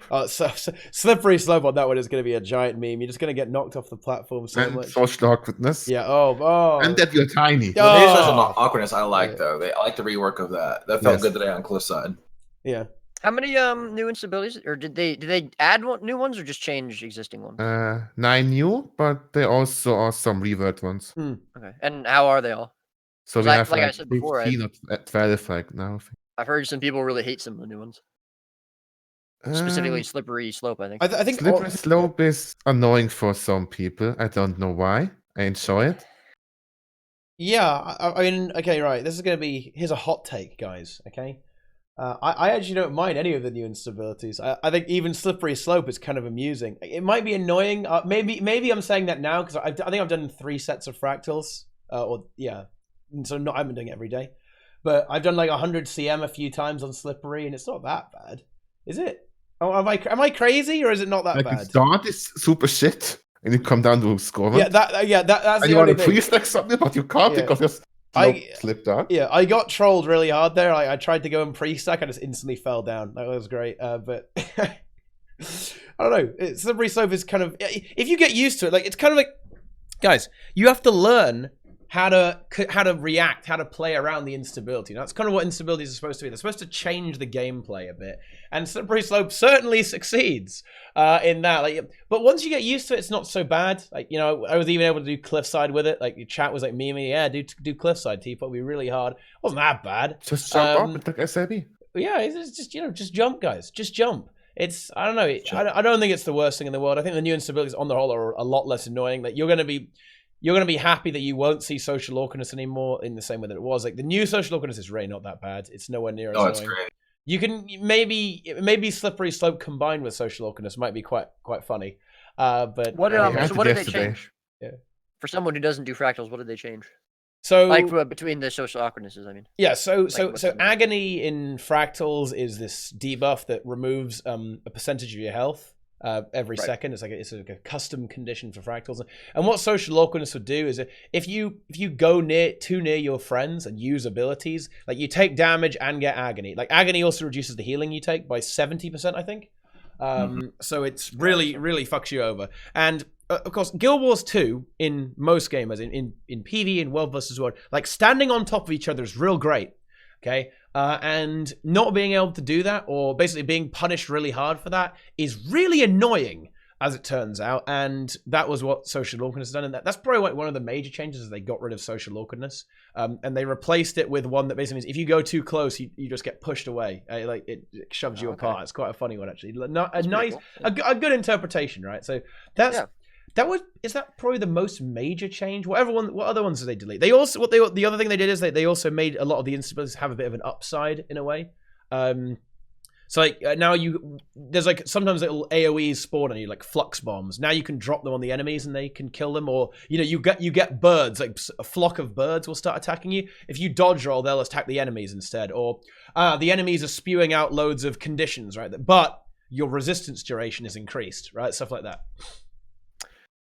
So something that I was honestly disappointed about, and I was a little bit surprised, was that there was almost no balance in this patch. I mean, I wasn't expecting like a big balance update or anything, but usually most patches they do at least a couple things. And I don't even know if there was anything in this patch. Yeah. Oh, well, just to go on that. That is something I was expecting. Actually, I was expecting not a balanced patch, but a few tweaks, right? And I mean, there's definitely some stuff that I mean, Mirage is maybe not as bad as it used to be, but there's still some problems. The Guardian or the Firebrand Tomes nerf pretty much has had no effect at all, and I mean I think that's kind of obvious. I don't know. I would like to know when the next balance patch is coming. I don't know if they've announced the next PvP season yet at all. If they did, then I missed it. But hopefully it comes before then. So in the next week or so. We've got another balance. I'm not saying I think it's gonna come. I'm saying I wish it would. But yeah, I mean, that was probably what disappointed me the most about this patch. I wasn't, again, I wasn't expecting there to really be content, and there wasn't really outside of the living story in the Fractal. But for there to be pretty much zero balance at all is pretty disappointing. And I hope that there is going to be at least some maybe not a major balance patch again, but at least something in the next couple of weeks. I think that'd be fantastic. In a way, I get more excited about balance patches than about actual content. It's some of the most fun I have in the game is thinking about new things to play or new setups and stuff like that. But yeah, I certainly, I really do sympathize with particularly our friends in PvP and World vs. World, because the balance has been stricken with some quite unfun gameplay features for a while now. It's just that the metas have not changed very much. And I mean, maybe it's the same with PvE as well, but when the meta changes, I think that's good. And when you see, even if like some classes fall off, or other classes are kind of brought up and stuff, and the meta shifts a bit, it's good to have a shift, every now and then. And it's just there's been the same things concurrent throughout for a long time. There is still nothing better in both World vs. World and PvP for support than Firebrand since POF was released. Well, I think in World vs. World it's even worse than that, right? Because I mean, Guardian has been the only form of consistent stability, right? Since I mean, game launch, if you don't run Guardian, you're not playing the game basically. And you're gonna lose, right? This is not gonna go well. Hello, and ArenaNet Ben, just the man we want. Ben, when's the next balance patch? Leak it. We won't tell anybody, I promise. Just go straight. Let's go. Nice, Roy. That's good. Let's get right on it. No, I think that's good. But yeah, I don't know. It's you're right. Having a nice Sunday. A shake-up is good, and well, yeah. I mean, look, like I said before, I'd rather see like a huge like a meta shift than new specializations. Honestly, I would like to see Connie Mirage less popular all for. Or how about just less aids? Like, it's I awful. mean, like, it's everywhere. It's in World v World. It's in roaming. It's in SPVP. Okay. It's in PvP. Well, now you're talking about something that doesn't matter. Roaming. Well, I mean, come on. Roaming is still fun. Okay. I enjoy it. Okay. Sure, buddy. Yeah, it's everywhere, right? I mean, it just hasn't really. You get these changes that move in the right direction. Yeah, it's very impressive. Well, that describes the current meta though in the competitive game modes to me. Like a lot of things are it's not exactly imbalanced when you take it as a whole. Like balance is not terrible, I don't think. Like the classes and you see everything gets played pretty much. Like except even Weaver, like even Fresh Air Weaver is starting to make a bit of a comeback. You're starting to see quite a fair few people play a bit of Fresh Air Weaver in PvP, right? I don't really think it's more than you ever saw though, because there were always people playing it. Like there was really never a time where there was never anybody playing Fresh Air Weaver. Well, Fresh Air Ellie, I would say. Like during Heart of Thorns, there were some people playing it. There, and throughout POF, I would say that there have been people playing. I mean, you might see a few more now, but I don't really think in any way it's become meta, even in ranked queues. Although I will say, yeah, you are right a bit. I think I did see a few more than normal in the last couple of weeks that I was queuing ranked, but I wouldn't call it meta. Oh no, I don't think it's gonna. It's not gonna. It's like not setting ranked on fire, right? I mean, it pretty much everything sees some play, right? Like all the classes see play. It's not like oh fuck, we've got an Elementus on our team, we're doomed, right? That's just not. It's not how it is, right? Like it's not horrible. It's just that there's a lot of things that are just not fun to play against, right? Or to play, right? It's just everything is a bit AIDS. Especially roaming. Roaming is the ultimate AIDS because it's where like the cancer can truly exhibit its evilness. Yeah, I kind of shut you down there a little bit. I mean, I apologize. I actually think roaming's great.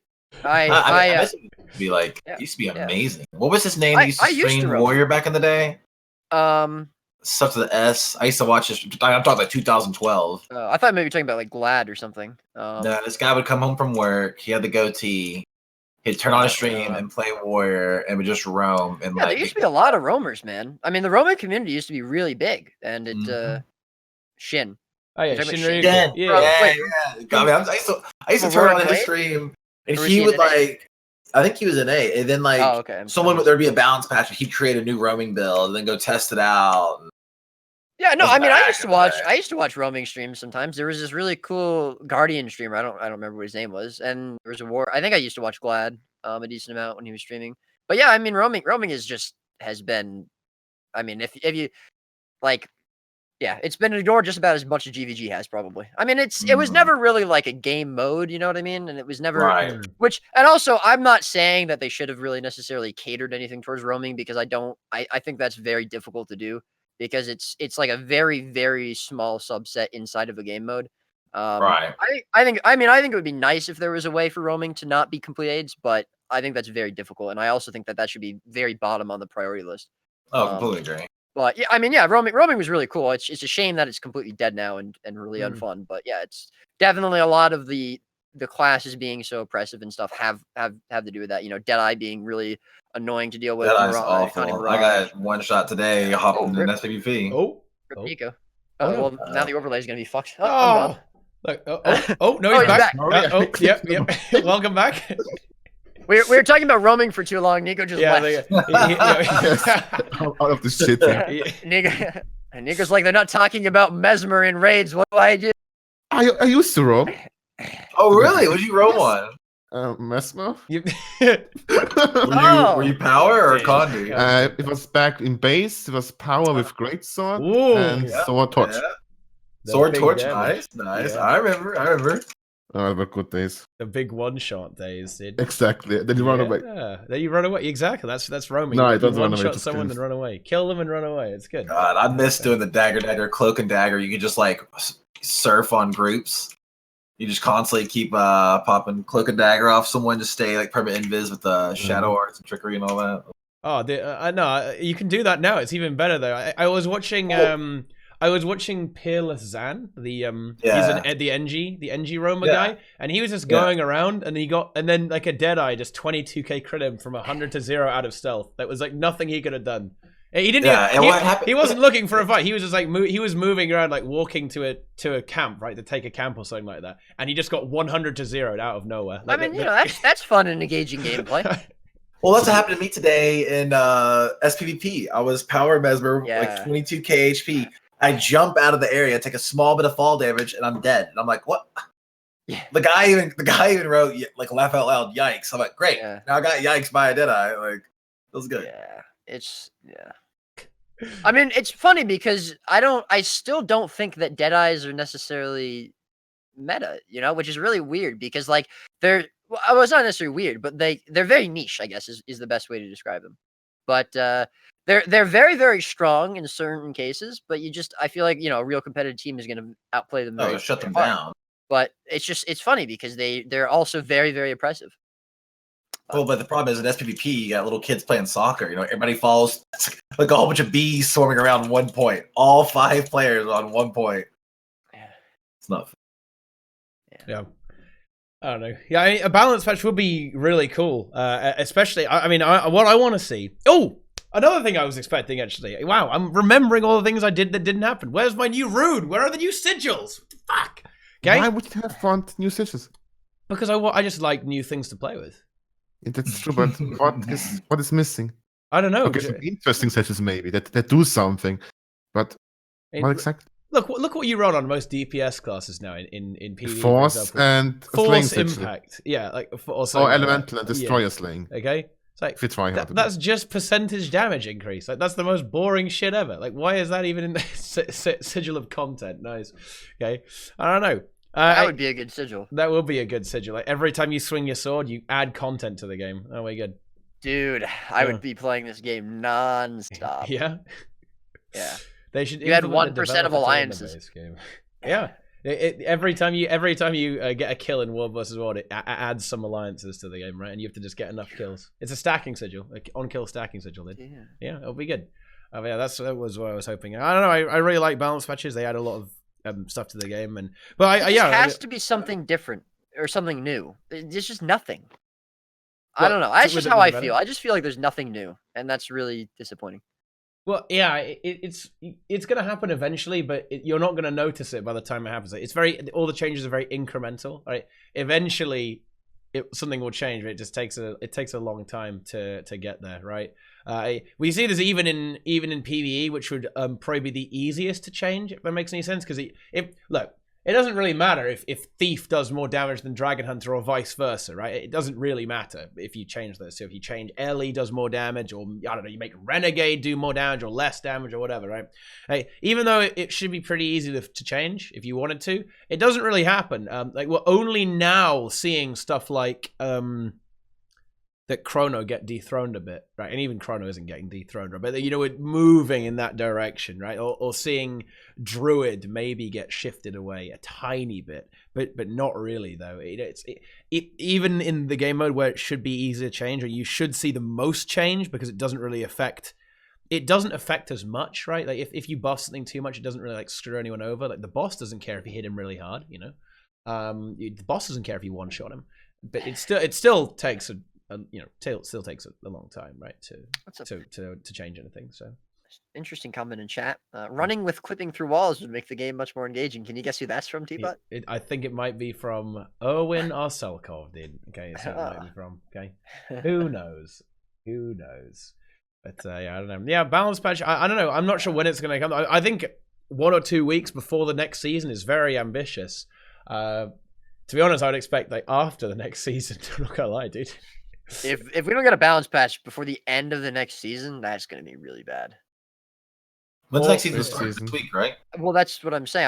I don't know if they announced it yet. I mean, if it says in game, then fair enough. But I don't think there's been an announcement for it. Because it ended on Monday. The season has ended. Yeah, so I guess we like 2 weeks, right? So I don't think we know when the next season's coming out. I would assume maybe the first week of February at the latest. Wait, you think it's gonna be that long? I don't think it's gonna be that long, right? Well, that's why I said the latest. Maybe the last week of January. I don't know. I mean, what is it? This 13th, right? So it'll have been a week tomorrow. So, okay, so maybe 2 weeks from now. Okay. Yeah. Well, maybe we'll see. They'll drop the new season, right? Look at that, Ben leaking right there.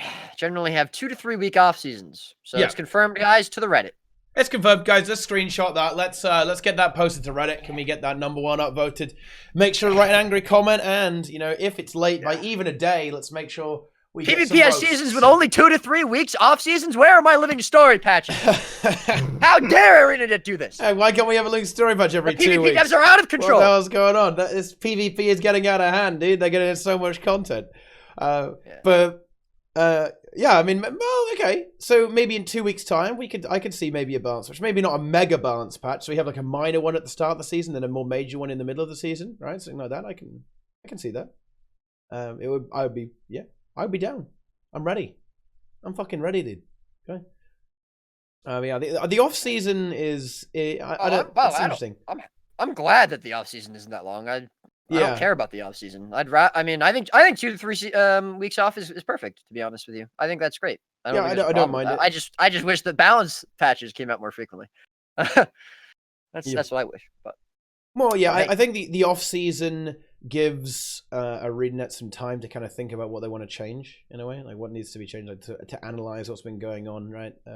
Within the season and stuff like that. I mean, it's a pretty common thing. Next major patch for the 22nd. Wait, apparently that Xiaomi's data mined. No, they've it's removed just wind like traders yet. touching by The what? Sorry, the win traders, because at the end of each season they usually remove win traders if there were any. I mean, maybe there weren't any win traders this season. I don't know, but according to Angels, of course, that's wrong. Yeah, there were a few. According to Angels, everyone in the top 10 is a win trader. There are a few allegations by Angels, but we'll see if there's any merit in that. I don't know if they had removed anyone yet or made a post about it, because usually I think they posted in the forums saying that people were removed. So I mean, I don't know if Ben can even tell us if they were not removed yet or not. But yeah, I mean, they obviously have to do that before the next season, I assume. And the bots are, I don't think they're removed at the end of the season. I think they're removed throughout the season when they're found out. The bots amuse me. I didn't realize that this was this prevalent, but there's been a lot of bot sightings. I've seen them a lot on Sin's stream, on Frosty's stream. Do you not know what this is? No, I saw someone talk about this, saying that in the upper ranks of PvP, there's actual bots. People make bots, and they make teams of 5 bots, and they put them into ATs. And the bots will run around in the AT. Well, I saw that on Jaw's stream one day. He went to what's it called when you watch to cast one of the ATs. Cast the AT, yeah. And he goes in, he's like, "Oh, look, we got so and so verse," and it was like all the same people in the next game. Like they're all the same name. Yeah. And then I mean, they're all. What are they doing it for? Just to get the gold? Just to get the gold from the daily. I would assume. And then I mean, there's also like Ajax was saying, there's people that just spam games to get the reward track to get gold. So there's like bots on the leaderboard with 4K games. They just they play nonstop throughout the season. I mean, it's like someone just playing 4,000 games throughout the season. Well, okay, here's a question. I played a game and the person on our team threw immediately and proclaimed they were throwing and said they were only there because they wanted like some new ascended item and they were just doing ranked PvP for it. Yeah, you're getting your ranked daily, dude. I've been in games before. Throwing the game, they're like, "Yeah, I don't care. I'm just here for the rewards." And I was like, "What the fuck?" Like, I know I've seen that before. I've seen people go into PvP and they were just basically AFKing, and I asked them what they were doing. They're like, "I don't care. I'm just here for my daily." All right, that's great. That's always going to be a problem in a game. That's just like welcome to Guild Wars 2 in a way. It's like you are going to have people who just don't give a fuck about anything, right? You have that. It's not just a PvP problem. Like this was a huge problem for me in World vs. World, in my opinion. Like there's so many people who do that, right? Who just like AFK, who aren't really paying attention, like aren't really playing the game. They're just there to like. You mean Soul Beasts? Well, Soul Beasts are typically not that kind of player. Soul Beasts are typically role players, and I'm not saying that in an insulting way. No, seriously though, Boyce is the biggest role player I know, dude. No, real talk though. Like, I'm not talking about if someone like a good Soul Beast can actually be, hey, I'm going to trigger the War vs. World boys here. Like, if you have like one Soul Beast, like sniping some Ellies, like you're not totally useless, right? Okay, that you can do something with that, right? But if you're just like if you're the fucking carrying longbow range, like auto auto-attacking into the enemy Zerg, yeah, you're completely useless. But players like that are typically role players. They play their class because they like their class. They want to play the same class, same build in every game mode, right? Yeah, exactly. But seriously though, they're the people who actually want to get immersed in their class and experience the game mode on their class, right? So it's just, I mean, yeah, that's welcome to Guild Wars 2, dude. If you can't handle it, I don't know, go play a more hardcore game. Like, you're not going to get rid of that. The bots, obviously, we can't get rid of them. That's if you see a bot, make sure you screenshot it, report it, whatever. Yep. Yeah. Get rid of the fucking bots. Whenever like I've seen people reporting them or like discussing it with the devs or whatever, they've been pretty quick, I think, to remove them. That's like pretty funny. we mentioned last week there's a Discord for PvP and stuff set up with some devs, and we report that a lot. That's actually one of the biggest things that gets reported in that Discord. And they get removed pretty quickly as far as I know. So it's, I mean, yeah, that's something that's from what I can tell a high priority for them, and they're taking care of it. So that's, you're gonna see them. They can't get them all obviously all the time, but they're definitely on top of it. So that's good. Yeah. Well, this is a team that can actually beat.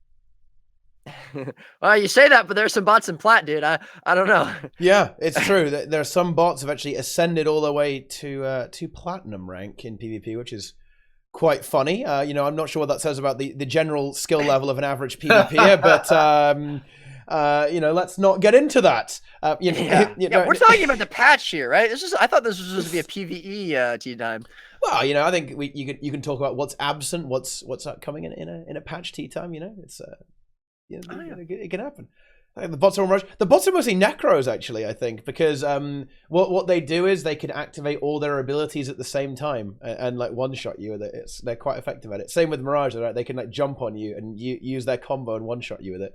It's it's good. It's good.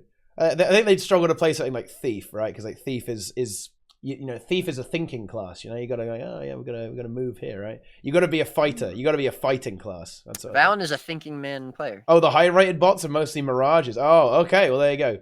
Yeah, I think that's no. I've just got a bad sample, guys. I've seen mostly necro bots, but I guess no. I will defer to the. Wow, you wisdom. Think this could have been real plays? You never know. It's actually true. Fucking hell. Like you have to really. Maybe ArenaNet know more than me, but to be honest, like, it must be really difficult to determine if like a player are they bad or a bot, right? It's like, what's going on there? It's just I don't know. That could be a new series, bad or a bot. That's so good. That is actually like Frosty was doing that Monkeys of the whatever month or whatever. Bad or bots. Bad or a bot. That's genius. Yo, if anyone does that, 10% royalties. Thanks. Yeah. It's just kind of like, what's going on? Like, okay, is the necro pushing far on respawn bad, or is he a bot? It's just, I don't know. It's difficult to say. Yeah. Same problem between bad or win trading. Well, yeah, it's. I mean, in a way though, because like it isn't. Yeah, Ben's right though, right? Because like, how do you know if someone's playing like shout base heal warrior with like Mender amulet? Like, how can you tell? Is this person like doing this because they're RPing and they like to play this? I've seen Ajax streaming. Playing Banner Warrior in games, so I mean, if I saw that, I'd probably think he was win trading. Yeah, it's very difficult to draw the line between playing a bad build and like intentionally throwing the game. It's a very difficult. I don't envy ArenaNet. Honestly, I'm trying to make that work. It's pretty. It's a bit of a tricky one, boys. It's a bit of a tricky one. Mm-hmm. All right. Is there anything else about the patch that we need to discuss? I mean, yeah. Well, there's the other meta. It was a good patch. Just there wasn't the other meta event. There are two. Now this is funny. Okay, this is actually funny. This meta event. I expect this to actually get nerfed. Like ArenaNet dude. People fail it all the time. What? Which one? The oil one. Thunderhead or the oil environmental disaster thing? The environmental disaster one. The oil one. Yeah. Whoa, hold on. I mean, environmental disaster, dude. That just looks like, Texas to me. Yeah. Oil everywhere. Yes, it's BP. It fails. The oil flow. Yeah, it seriously, I don't know how, but it just always goes wrong. It's added a bit of a new mechanic. Like you progress and defend these oil rigs, right? You capture the oil rigs, right? Okay. But then you have to leave players behind to keep defending it, and that's something that takes a bit of getting used to, and the oil rigs die and then it fails, right? Maybe I'm doing it at the wrong time, but I actually see it fail a fair bit. It's twice? Look, it's twice, maybe not. It's nothing. It's because no one wants to stay behind. People want to go ahead. They want to go ahead. Feels good, man. Right? Of course. I was saying this to you before, actually. I like that they added that sort of new, almost a mechanic in this event. Like, there are not a lot of events where you have to actually stay behind like periodically throughout. And I would like to see more stuff like that. You know, and that's again, I'm not like a huge open world PvEer anymore, right? Like I don't really do that anymore. But that's like something that's kind of cool to me. It just stands out. It might not mean that I'm going to play that event every day, but it's still cool. It's nice to see different, new sort of mechanics added. And I mean, I guess if that's what's causing people to fail the meta, then fair enough. But although I'd be really surprised if they nerfed that. I mean, I don't know. It doesn't seem like something that you really should fail as long as you actually realize you have to stay behind, Like, I have to assume people probably failed it because nobody stayed behind because they didn't know, and then the NPCs killed the turret, and then they realized afterwards. But I don't know. Maybe I'm overestimating people. Yeah, well, maybe I'm the opposite. I'm being, uncharitable, but I don't know. I've seen some issues with it, but who knows? Maybe people will get used to it. Well, there's special people who play this game. Like I'm doing an Auric Basin meta, and the guys are RPing with the NPCs. Yeah. The NPC says, "I'm going over here to get it." He goes, "Don't worry, I'll go with you." It's such an insane. I love doing that, man. I always talk to NPCs. I gotta say, Envy, dude, it's so much fun. I'm about to start RP walking with the NPC. Let's go get him. The Mortims have no idea. I'm just immersing myself in the story. What do you have a problem with? Okay, Bud. All right, Bud. Yeah, huh? I like it. Dude, I've been in raid groups so that people are hardcore RPing, like slash walk. They've been walking around and using an RP walk. Slash walk. Yeah. There are loads of RPs. Slash walk actually make you walk? No. I just can't wait for the next person who gets like screamed at in Teapot's raid, like puts their head down, slash walks out the raid. Yeah, unbelievable. Good sign you tomorrow for the raid. Just RP walk the whole thing. No RP walking. Actually, no. I'm actually to put myself in that category because I did a Matthias once while RP walking. I did Matthias with only RP walk. Yeah, it was good. Nice. Did you carry them? I was playing heal Ellie, so yes. Nice. Yeah, that's good.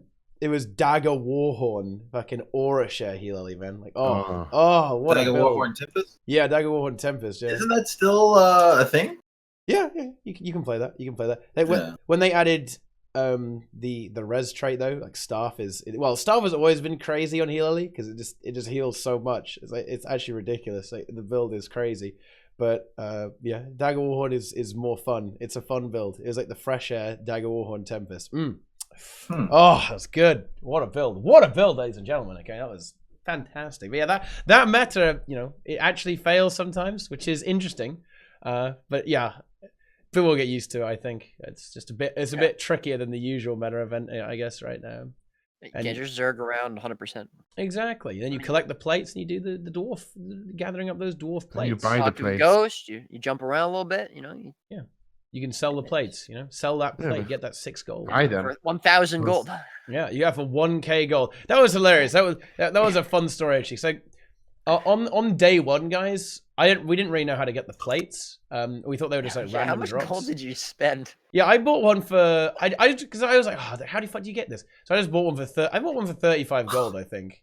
Oh my god! Because I just wanted, and then I found out I got a one normally, right? I was like, well, how did I even get this? And then I just bought another one for 35 gold, and it was like, oh well, wait, this doesn't work. Like, because I found out that you can only do it once a day. You can only hand one into the dwarf once a day. So yeah, is this account or character bound? Not sure. Hey, I just got my buddy to download the game last weekend and play. He's actually right with you, Teapot Williams. Yep. And he's getting his core tier masteries. And he's like, yo, I just got something with a lot of gold. He links Leaf of Kudzu. He just got a precursor in his first week of the game. What? I've been playing this game for years. I've never gotten one. Some people have all the luck. I can't believe that. Like, he's like, yo, look at this. And I'm like, why are you linking that? Unbelievable. Have you gotten a precursor? I've not got a valuable one. I've dropped I think I've dropped the underwater one. I've dropped the Bard as well. And I dropped the Scepter. Yeah, I dropped the Scepter and Fractals as well. So I got one. That's not bad. That's pretty cool. That one's pretty good. So I've got 3, I think. I've got 3. Oh yeah, Ajax, you wish you got high gold items? Yeah. Yeah. I'm banning him. Do you know what Ajax dropped, guys? He dropped Chak Egg Sack. That's why. He dropped what? Yeah, he dropped Chak Egg Sack. Yeah. When? And he didn't even give it to me, dude. He sold it as well. He fucking sold it. On the DP or on exchange? Oh, you got Invis shoes as well? I don't know where he sold it, actually. Probably I ban him exchange. now. It's Probably okay. I don't have exchange. to. Wait, you insta-sold? What the fuck? I Why would banned you him, do that? definitely. Oh my god, Yeah. why would you insta-sell? What Nico the fuck? banned him. He wasted 10k gold. Yeah, oh my god. If he actually insta-sold, that is ridiculous, dude. Like, why would you do something like that? So, anyways, I'll try and remind us where we are, boys. We're on a podcast, right? This is serious business. It is serious business. Do we actually have anything else to discuss? I mean, it was a small patch. It's not, it wasn't a I lot. like that we have female dredge now. Female dredge? Did we not have female dredge before? No, we only had male before. And since this patch and Jessica Price was in this company, we have a female now. Maybe that's not why, Nico. Maybe they evolved, okay? Maybe they all evolved the female in their race. Well, how can you tell, though? How can you tell, right? Yeah, how do you know? How do you know we haven't seen female dredge before, huh? Yeah, maybe you just haven't seen them. Or the trash mobs we killed, and the important one were the males. And that sounds good. I mean, I don't know, dude. I insta-sell everything. Insta-sell a chuck egg. What the fuck? Yeah, there's not really much else to say about the patch, really. We've gone through pretty much everything. There's Fractal, I think it's pretty good. The instability changes, I think, overall are good. Like, the only one that might get changed or removed is slippery. So I hope the community does not cry sufficiently to get it removed, because I don't know. I think it's a bit of fun, and it's not that annoying. Maybe they'll nerf it a bit. Or make stability work on it, perhaps. Because stability is supposed to increase the... it's supposed to be better in the Fractal, right? It's supposed to be, it's 20%, last 20% longer. But there's no real point to that, right? I think slippery slope might... be bugged. Might be bugged, and stability is supposed to stop it. Like, if they added that, that would be enough to stop people complaining about it. Like, if how do I get stability? Please. Well, I don't you think they're trying to, actually, we can talk to Nico about this, actually. Well, don't you think they're trying to push like the Firebrand Renegade stuff in Fractals more so than in raids? Like, they're trying to make that what you want to play in Fractals and in Fractals overall? I think it was a mistake by them that they nerf Chrono for 5-man, but they accepted it. Now they are pushing Firebrand Renegade and saying that was our idea all along. I think that's what's happening. Okay. But I mean, it would make sense at this point, right? Like, look, Afflicted increased resistance duration. What does Firebrand have? Resistance, right? Slippery Slope, Stab. Oh yeah, Renegade has resistance. Firebrand has resistance. Yeah, I don't know. Those two classes kind of counter a lot of the bullshit in Fractals, right? There's what's in Fractals? Bunch of CC spam, bunch of aids, right? What can you do? You can block, you can stability, you can give resistance. Reflects are good as well, and you can reflect with your, you can reflect with your Firebrand as well. From the two groups, I know that they play this comp. That's LN and Rule and his people. They both kind of want to have Chrono for more Fractals now because of all the aids they added. Like, the pulls are bad. No, I mean, I cannot confirm your Goku. Goku is too stupid for what you do. Wait, sorry. What? Pick a smarter person. Oh my god.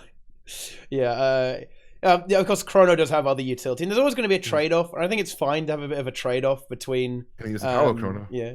Oh, yeah, it's true. You could do something like that, right? It's to bring some pulls into the mix. But surely in the dream, right? I know this would be very annoying for people who are just kind of clearing daily Fractals, but the dream is that on some bosses, this would apply to raids as well. Some bosses in raids, Firebrand Renegade is better. On some bosses in Fractals, Chrono is better, and then you have kind of a bit of a fair balance between the two, right? Rather than having one dominate the entire game mode. But at least we're seeing some variants now, or like some different ways to play it. Previously, you wouldn't really think about running. You wouldn't really think about it. You would just run Chrono. But right. I don't know. I did like the fact that, like, when I came back, the meta was quite changed. I was on my Chrono, and people were just like, "No, you don't want to run a Chrono for here anymore. You want to run this, you want to run that." So it's cool to see that much of a change. I think lately it's been so subtle. I would like to see a little more volume in the change. Yeah, make a little more noise. Yeah, I think players from all game modes and then that's what we've been saying for a while with regards to the balance. We want to see some fireworks.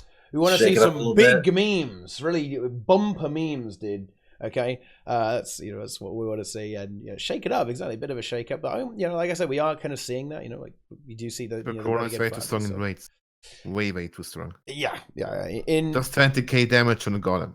Well, that's the same as Renegade. That's all the weird. That's the weird changes, right? When it that's why it gets a bit funky. It's because you see that they try and nerf Chrono, but they actually accidentally kind of buff it in a lot of situations. Especially in 10-man, like I don't know. It's just they accidentally meme themselves when a lot of the time it seems when they try and change Chrono. Like they've nerfed it in 5-man, but I mean it was really busted in 5-man, but. Now they didn't really get addressed that much in 10-man, but honestly I don't want them to nerf it anymore. I'd rather them just buff the other stuff because I honestly don't give a fuck if like everything is busted OP in PvE. Like just make everything busted OP, then nothing is busted OP. It's just I don't know. I think nerfing stuff too hard because of how insanely high the power level is. It risks the class losing all of its like fun gimmicks. Like this has happened to Chrono. This is something that I don't want to see happen to other classes. What they did to Chrono was okay. Distort's really OP. We better remove that. Okay. Like, no, we don't like the music casting so many signals. We'll remove illusion inspiration. It's like sigil of concentration. Like no. We got to get rid of that as well. And you end up with like taking away everything that the class does, right? And it still has a really high power level, but it becomes more and more one-dimensional. And that's I think it's a big problem with how the game is being balanced right now. It's just slowly they take away all the layers to the class, right? But they don't address the actual problem. Like the power level of the class stays very high, but they just take away all the gimmicks it has until you end up with something that's just not as exciting. Although in my opinion they've actually brought that back a little bit. Like now that Chrono is a bit more DPS orientated, you're kind of like, okay, now my job is also damage to a certain extent. Like, yeah, I've got to try and squeeze out some DPS when I play this class, but still, right? It's just I don't know. I'm not a big fan of every class being very pigeonholed in what it does, right? I prefer to have a bit more options and more versatility in what you can do and how you play out each encounter. And unfortunately, it's just like, I don't know, dude. Feels bad, man. But yeah, that's with regards to the balance on Chrono. But well, another big problem for PvE, like funnily enough, guys, it's going to be Portal, right? Like in stuff like Fractals, because of Portal, like Mesmer is just going to be sick most of the time. Like Portal's pretty abusive, and you just why play the Fractal when you can just skip it, right? Sorry, say again. They just nerfed Portal, didn't they, or adjusted Only it for PvP in World vs. World. Yeah, it remains unchanged in PvE. Oh wow. Yeah, they cut the duration. time down from 60. Yeah, the duration from 60. Yeah, it's like 30 seconds now. Yeah, for PvP in World vs. World, but it's the same in PvE. It was mostly targeted at PvP. Like I imagine in World vs. World, you can still get away with the stuff you did previously. Yeah, you never. The only things you did in World vs. World with Portal was portaling people into structures, which obviously you can do now.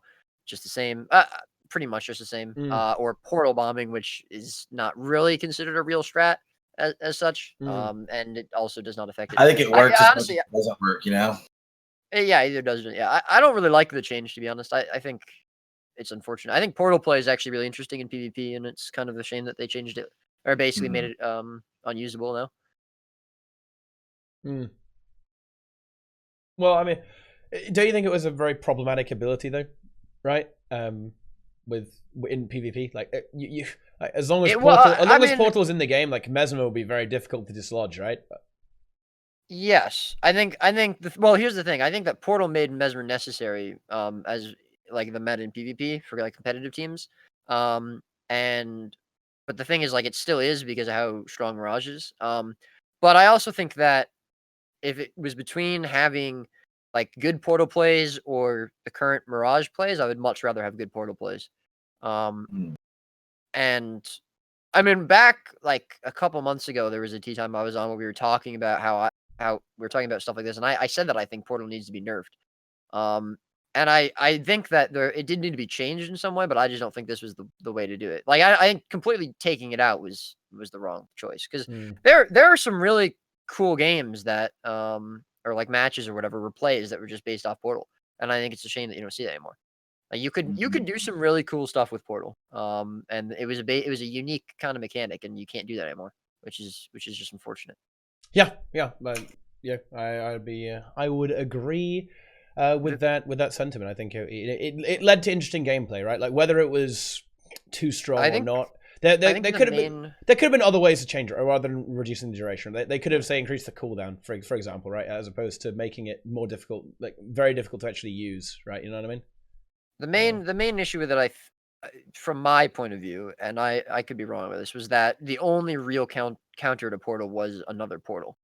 So again, you were kind of forced to bring Mesmer. So like you had to have a Mesmer, or you'd be at a big disadvantage. Right. But that's just my perspective. I admit I could be wrong. But yes, now Hellsmith cannot portal to his own lord anymore. Feels bad. That's a great clip. The clips will not be enabled anymore, unfortunately. Like there's less meme moments. But yeah, I don't know why. Well, because you don't use Portal anymore. Yeah. Yeah, it's no good. Yeah, exactly. It's just no good. Make Mesmer Portal require line of sight. Can you imagine that? You have to like, okay, right, there's the far point. We have to kind of line it up. Can I see it? It's like, yeah, I mean, that no, let's not do that. No, in the process of lining it up, you get one shot with that Deadeye. Yeah. I wonder what changes they could add to Portal. If they reset the duration, what could they do to it? Like, would you increase the cooldown? Or how about like you have like a phasing in time, so you can't use the Portal instantly? Like it's like you stun yourself for 2 seconds before you take it or something like that, so you can't like evacuate as easy or something like that. Like honestly, I think there's a lot of different. It's really hard to say. Because, like, I mean, look, they try. I said this before. I think if they try something and it doesn't work out, I mean, that's better than not trying anything at all. So, like, I'm glad that they tried this, but it completely removed Portal from the meta. So, like, I think they should revert the change. But, yeah, I mean, I don't know exactly what they could do to make it not. Again, the issue with Portal isn't Portal itself. It's the fact that it makes you have to essentially take another Mesmer with Portal to match it. The other, of course, the flip side is that you have to take Mesmer anyways because of how fucking broken Mirage is. But and now it means that it's an even better duelist because it doesn't have to use a utility for Portal. So, like Josh said in chat, it now takes Illusionary Ambush. I mean, it's triple. It's even worse. So, honestly, moving Portal is probably way worse. But I digress. Yeah. Well, we'll have to see. Maybe they're going to just remove Mirage from the game in the upcoming balance. I would be okay with that. Yeah? Well, no, I wouldn't really, because I think that's not how you fix problems, but I'd rather have it removed than still exist in its current state, I guess. But doesn't that kind of go for most of the POF specs? Maybe Holosmith can stay. Yeah. Holosmith got toned down a bit. They turned the volume down on it. It's not as wild. Right, yeah, that's what he's saying. He's saying Holosmith still strong, but it's not like it's still good. I don't know. I don't ever think removing a spec is a viable solution. That doesn't because like you said, I mean, if you remove one spec, you're gonna move them all. Because Firebrand's broken. Mirage is broken. Like what isn't broken? It's all broken. Yeah, it's all broken. Feels good, man. Broken. Yeah, it's all broken. Make a test server for important things. Testing would be an interesting thing. I wonder if they'd get enough players using it. That's the important thing. Like when you do a test server, you need a high sample size, right? You need a lot of people doing it. If you don't have a lot of people doing it, it's difficult to actually get value out of it. Really? Would you? Like how many people do you think would volunteer? Like, I mean, it's very difficult even to organize a community tournament, as I understand it. So, like, would you really get a lot of people volunteering for free to do stuff, right? There were, I mean, whenever they released like the beta maps and stuff for Edge of the Mists and the new Desert Borderlands, they had a ton of people sign up for it. Of course, they didn't listen to any of the feedback. God, they must not listen to anything because that map, so big. But so I mean, I guess the real question is, would they release these test servers and then actually use them correctly, or would they release these test servers and then disregard everything that was, said about them, which is the later. Because I suppose that it's the same question. Like, do they get enough do they use the feedback they find on the Discord server, right? Because there's a lot of feedback there, right, with regards to the balance on the PvP Discord. Yeah. Right. Yeah. Yeah. So there's a lot of feedback. So do they need more? Do they need more feedback? Right? Is that do you think that's necessary? Maybe. I mean, I was obviously talking from a World vs. World standpoint as well.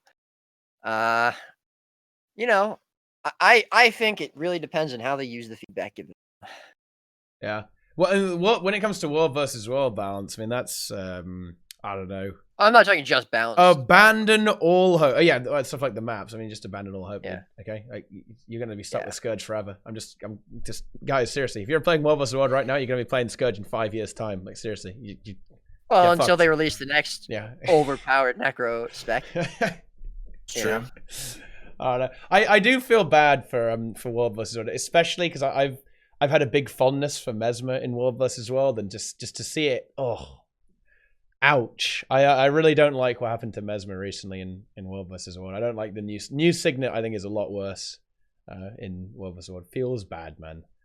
It makes me. It saddens me. It saddens me to see that World vs. World is very much an afterthought when it comes to balance in particular. I don't know why either.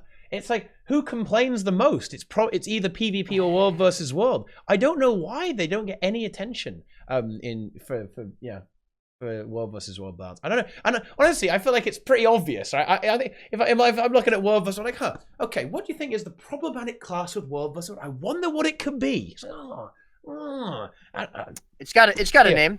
I could tell you. Is it Ranger? POF? Is it Ranger? I was going to say POF, yeah, but POF. Yeah, I don't know. Or HOT. Yeah, no. Yeah.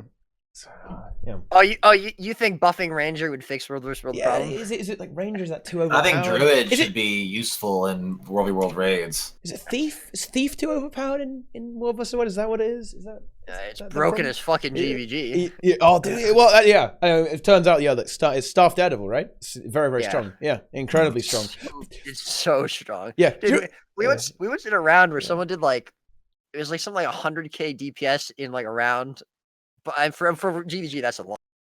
It was just a stupid amount of damage. Yeah. They actually nerfed it though a little bit. This is, I say that they ignored World versus World balance, but this almost seemed to be targeted at GVG almost. Actually, they made it so you can't like shadow step vault and one shot people, right? That doesn't work anymore. It's a mob, right? But still, the thing is with like, if you're talking about GVG, you only ever run one, maybe two max in a GVG, and that's never going to change unless they like made it more like, because you can't run more than 2 thieves or something. It just doesn't work anymore. So like, unless they either made the class, unless they basically removed smoke field from the class, or they made it so that it could survive any amount of damage, you would never see more, regardless of balance, pretty much, I would say. So it's not really going to matter, but it's still very strong. It still does a shitload of damage. It just shits it out. It's hilarious. I mean, there were people like that started running Assassin Signet in World vs. World, and you just see them one shot 5 people. It was hilarious. Yeah, I mean that's a fun one. 540 extra power. It's good. That's good. It's juicy. It's pretty funny actually. Yeah. GVG Resident Sleeper. Yeah, I really don't understand why you keep inviting me on TeaTime, because literally every time I'm on talking about GVG.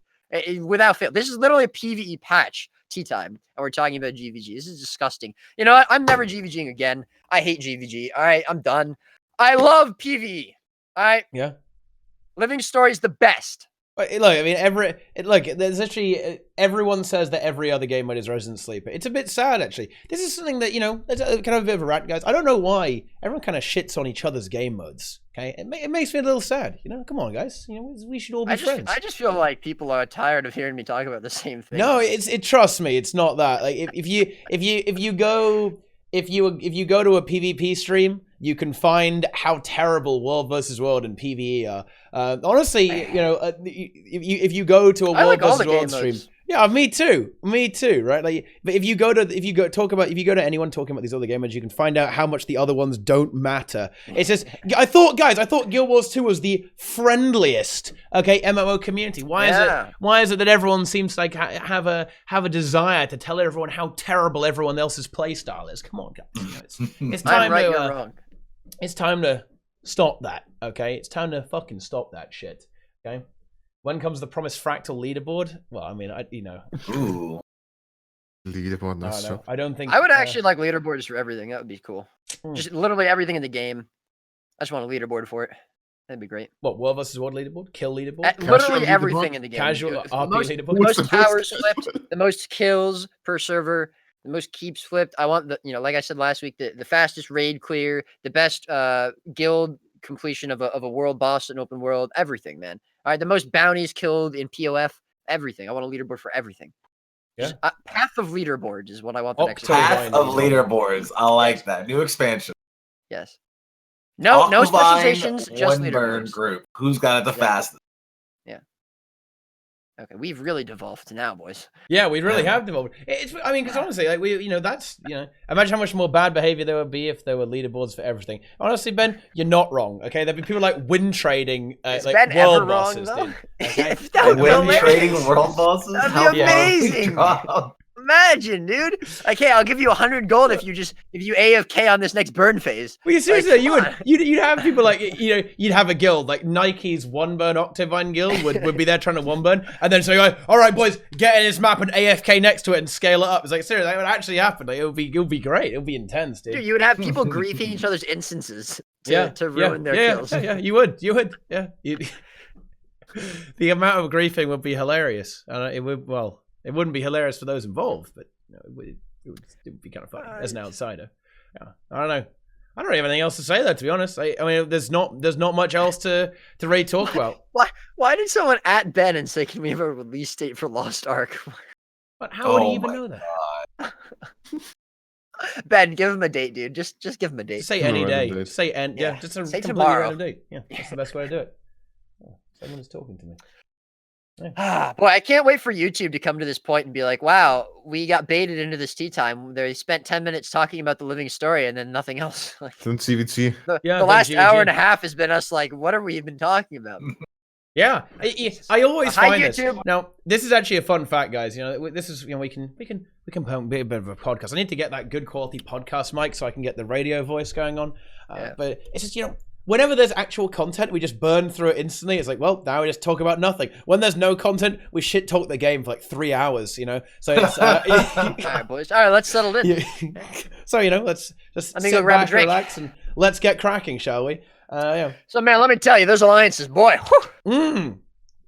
Yeah, now we can start roasting. Now, okay, fine. There's one thing that we can complain about. Like, we can bring Nico back in. Why is there no CM in the Fractal, Nico? What's going on there? What the fuck? It's too hard for some people, so ArenaNet doesn't care about it. Yeah, but you don't have to activate it. That's the thing that I never understood. Like, yes, all right, challenge mode, regardless of if it should or shouldn't be too difficult for you to achieve, if you think it's too difficult, you don't have to do it. People so why not feel excluded if they don't do it. But that's stupid. I'm sorry, Nico. You're right. You're right, Mister. It's funny. Yeah, what I thought you wanted to talk about. I was looking up jumping puzzles for my friend, and the first forum post was, "Please stop making jumping puzzles. I don't want to do them, and I feel left out if there's content gated behind them." And I'm like, "Oh my god! If you don't do the jumping puzzle, do it or go pay a Mesmer gold." You finished your thought, right, Nico? I didn't cut you. I actually forgot my thought already because you interrupted me. No! Oh, good, that's fine. Okay. It wasn't important. Maybe it was. But I ruined everything. Yeah. I mean, well, we can bring it back, right? Like, I mean, do you think there should be more Fractal CMs, Nico? Do you think there ever will be? I don't want to do like 14 CMs every single day. No, maybe a third that would be nice because 3 is a good number. Than just 2. So yes, a third, please. But if I see the end boss of this Fractal already, then please no. I don't want to have pucks in there. I punked this yesterday evening. It was horrible. Yeah, Fractal pugs are rough, dude. That is oof. Big oof. The constantly got gust off the shift, died to the shark, dropped the red in us. Yeah. That's good. We just walked into the boss fight and figured her early. Yeah, and just feeding. Just completely feeding. It's good. Like I would really like additional CMs. I think they add a lot of repeatability to the content and make it a lot more spicy, right? Yeah, it's a lot more spicy and more interesting, and I think some of the CMs are some of the best content they've ever put in the game. But I just think the participation and the engagement with the player base is just not there. And I don't know. I mean, Envy's absolutely right here, right? When he was talking about like players like feel that they should be able to do everything. This is a really unusual phenomenon that you only really find in Guild Wars 2. It's just I don't know. Why I don't understand is like why aren't they complaining about like not being able to do like literally everything in the game? Like oh, why don't I have on the Ultimate Dominator? 250,000 is too many. It should be 2,000 instead. That's Ultimate Dominator. I mean, it's just. I don't know. It really confuses me. I don't know why people feel the need to be able to do everything. It's not like they literally couldn't. You just get good. Just get good. It's I don't know. I am bamboozled. What is the point of creating a CM fractal when you already have 4 tiers? Isn't it a bit counterproductive? Not really. It's more like a 5th tier in the end. Then yeah. Give us tier 5 fractals, maybe tier 5. Tier 5. Tier 5 fractals I do every single day. If it was tier 5 fractals, I mean that wouldn't necessarily, it wouldn't do it though because CMs are very different, right? It's completely new mechanics. So. Yes. Yeah. I don't know. It's not really that bad. Why not? I mean, from tier 3 to tier 4, they also add new stuff. So from tier 4 to tier 5, adding new stuff. So much different. That's true, actually, because on Cliffside, right, the boss fight's different, isn't it? On different tiers. Yes. Yeah. Same for 199. Okay. Complete different boss fights. Yeah. Complete, not really complete, just different. Well, I mean, I can see that. They have to fully rework all the fractals there if they want to do that. But then having a scale 125 is just doesn't it looks weird. Yeah, it wouldn't be as crisp. 100 is clean. 125 is weird. Yeah. Or so maybe 200? Just go full mythic. No, not mythic infinite. Plus. No. Infinite fractals. God, I would love that. You would never get me off this game. If they upgraded their fractal system to be similar to Mythic Plus, you would bring an entire new player base to this game. It'd be a lot of work though. It would be a lot. The plugin is looking for fractal level 247 and it doesn't fill up.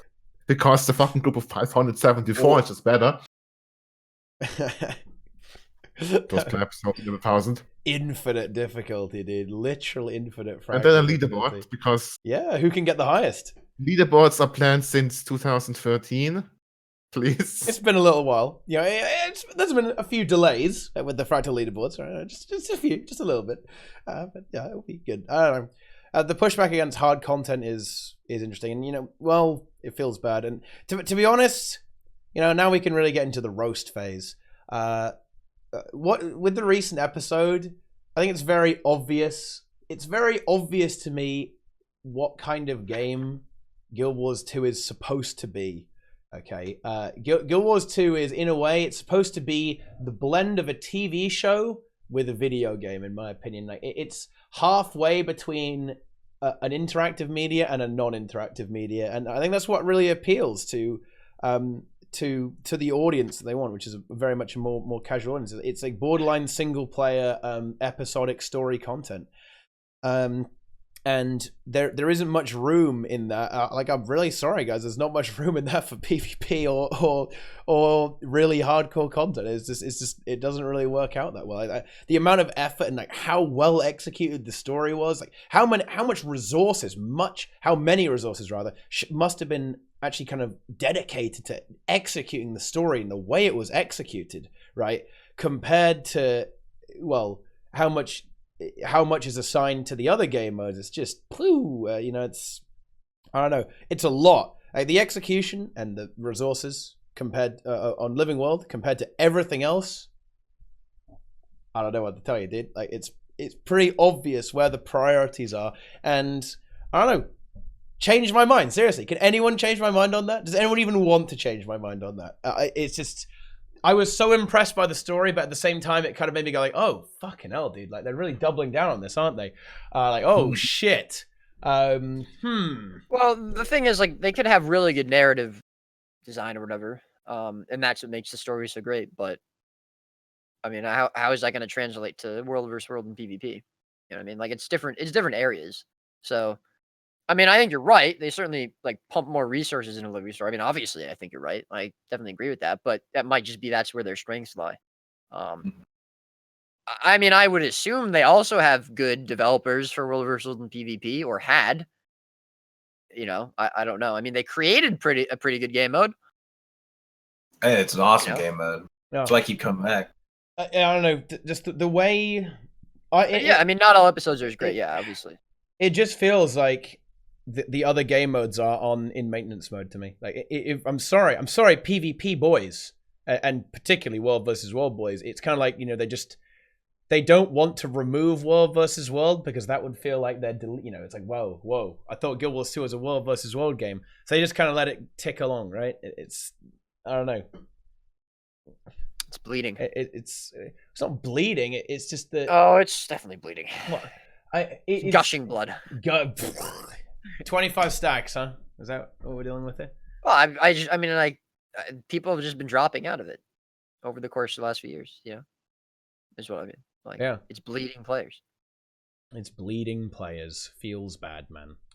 But yeah, listening to this TeaTime makes me wonder if I should have stayed in WoW 10 years back. Guild Wars 2 more and more becomes not the game for me. Well, you know, let's not get too. Let's stay PMA, guys. You know, let's get nice and PMA. We're not going to be positive here. We don't want to be too down about the situation. But I mean, you know, you still got the combat system, guys. Okay, got the best combat system in MMO. That's just reality. You know, there's good things too. When you do get some raids, I'm sure alliances will be good. Like, raids are good, alliances are good. A 2v2 was fun, but it's just, I don't know. It seems that it could be all of the things. It could be for everyone, but I think the game does not get developed in the direction of everyone. It gets developed in only the casual direction. It makes me sad because I genuinely think that Guild Wars 2 could have captured a very broad MMO audience for a lot of players, but instead, for whatever reason, ArenaNet choose to target the very much story driven and casual players, right? I mean, and fair enough. You know, that's kind of how it's always been, but I just think they could have it could be pretty easy to target the more hardcore audience as well. Like, I mean, even though the game is now, it still holds quite a lot of people who really try hard PvP, or it could, well, you know, at least there's dozens, dude. Okay, maybe across both servers, there's dozens who actually go on. I mean, World versus World, like, it's remarkable how World versus World and GVG has managed to even survive, right? Considering that it's just been left there, just like the unwanted child. At least for GVG on EU, the community took it into their own hands. If the community hadn't gotten together the way that it had a couple years ago, I think GVG would be very, very non-existent, like it is on NA. Is it really not good on NA? Because it doesn't exist on NA. Really? I mean, as far as I know, I mean, there's people that scrim and stuff, but the community I don't know how is organized very it different. is. The communities for NA and GVG are very, very different. There's also the biggest difference is you could have as many guilds on NA scrimming or GVGing as you do on EU, but there wouldn't be any competition. There hasn't been competition really in a long time on NA, I would say. On EU, there were a lot of guilds that were way better than other guilds, but there were also guilds that were that traded rounds and stuff with each other. So EU and NA are just very different. And I think it's mostly because the community organized itself better on EU. Someone was saying that on EU, it's very common to find PvE raid pugs that anyone can join. Or on NA, it's like nobody wants to pug. It's all static. Keep it out of LFG, and you better have 250 LI or minimum. So, a bit odd. Yeah, the raid scene, the raid culture is very different on NA. The EU, it's all about LFGs and pug groups, but on NA, it's they organize themselves into separate groups, right? Yeah, it's all like statics, and people keep it like hush hush. Yeah, it was weird actually. The first time I went to play on NA with Mada, she said, yeah, we're setting up a static. I was like, wait, what? Like, what the fuck? Why are you doing that? Like, why would you do something like that? But yeah, it's just what you do on NA. It's bizarre. I don't know. Yeah, it's very uncommon on EU, I think, but it's just yeah. I don't know. It's just different. I'm not saying it's bad. It's just different. It's just different. In fact, I even kind of like it. I wouldn't mind that, to be honest. Like if it was easier to set up permanent groups of the same people playing on EU, I just kind of like that. I think on EU it's very difficult to do that. Then TeaTime, you'd have less content. You wouldn't be able to stream pug raids. That's true. I wouldn't be able to see like the true fiestas unfold before my very eyes. I like pug raids because you get to meet new people and see different play styles. You know. You're not stuck in the elitist rating mindset. Yeah, I do kind of like the I do like right, pugs Nico? actually. I think there's a place for both. Right, Nico? Kind of. You like pugging too? I like pugging actually. I pug every single Monday morning. Yeah, you get Gives along me with your pugs. cancer most of the time, but it's interesting. Oh my god! Getting clicked is like 10 seconds into the fight for the first time. Nico, the PMA balance. That's what I was looking for. Yeah, there we go. The elitism has emerged. Okay, but I don't know. I think it's not too bad. RTI was trying to set up statics with their former trainers on EU. Yeah, there you go. And statics are pretty good, but I think they can become a little bit. If things go too smoothly, I actually get bored. Maybe this is just me though. Like if it's too easy and you're not really progressing anymore, and you've arrived at your destination, you're just farming the raids. It's not exciting. It just becomes boring. I mean, I need some spice. That's why I like pugs. Okay, I like pugs because things happen and you have to react. Okay, like sometimes someone will just try and kill you. Okay, just try and kill you. It'll be great. It'll be good. I don't mind it. The argument for Guild Wars 2 being a story-driven game seems odd to me. As in, why would you make basically a single-player story mode as an MMO? Especially, yeah, I know, weird, isn't it? Yeah. Yeah, I don't need to read anymore. It's an unusual thing, isn't it? Especially when all of the achievements that unlock for the instance owner or being in the shoes of someone who played on release and was interested in the White Mantle. So only have to wait plus 3 years to see any resolution to it. Yeah, it is a bit weird, isn't it? Right? It's there are some odd things in the way Guild Wars 2 is, but yeah, the reason it's unusual and because there's this weird disconnect from like the game systems and the way the game actually develops, right? The game has a lot of systems that are very suited to elitists. It has like a very dynamic, fluid combat system, like a very intricate build system. There's a lot of optimization you can do, a lot of min-maxing. You have this PvP system. Like the PvP system isn't entirely based around being competitive, right? You have a very robust game mode, which is Conquest, right? You have the specialization system, which should make the game fairly easy to balance, right? Because there's not ridiculous amount of combinations of stuff you can do. It's a strategy-based game mode, not just like mashed together. Like Conquest is very tactical, there's a lot of thought. You can think about rotation, stuff like that.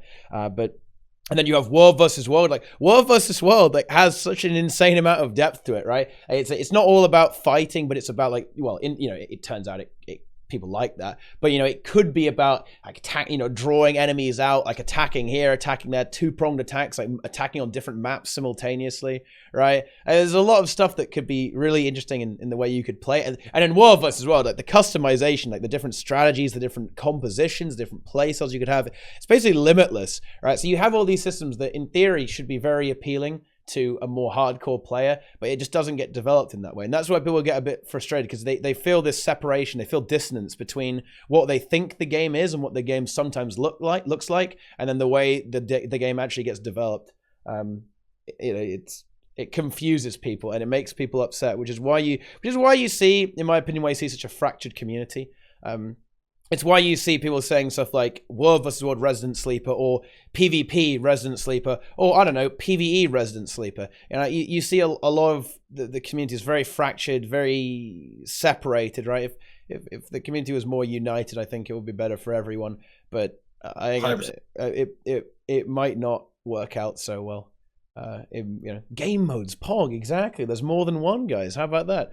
I don't know. Yeah, even if you only play one, I think it doesn't really help anyone's cause if there's this negativity around the place. Like, I realize it's easy for me to say because I don't know. Is it easy for me to say though? I play raids, dude. I have to wait like a year for one.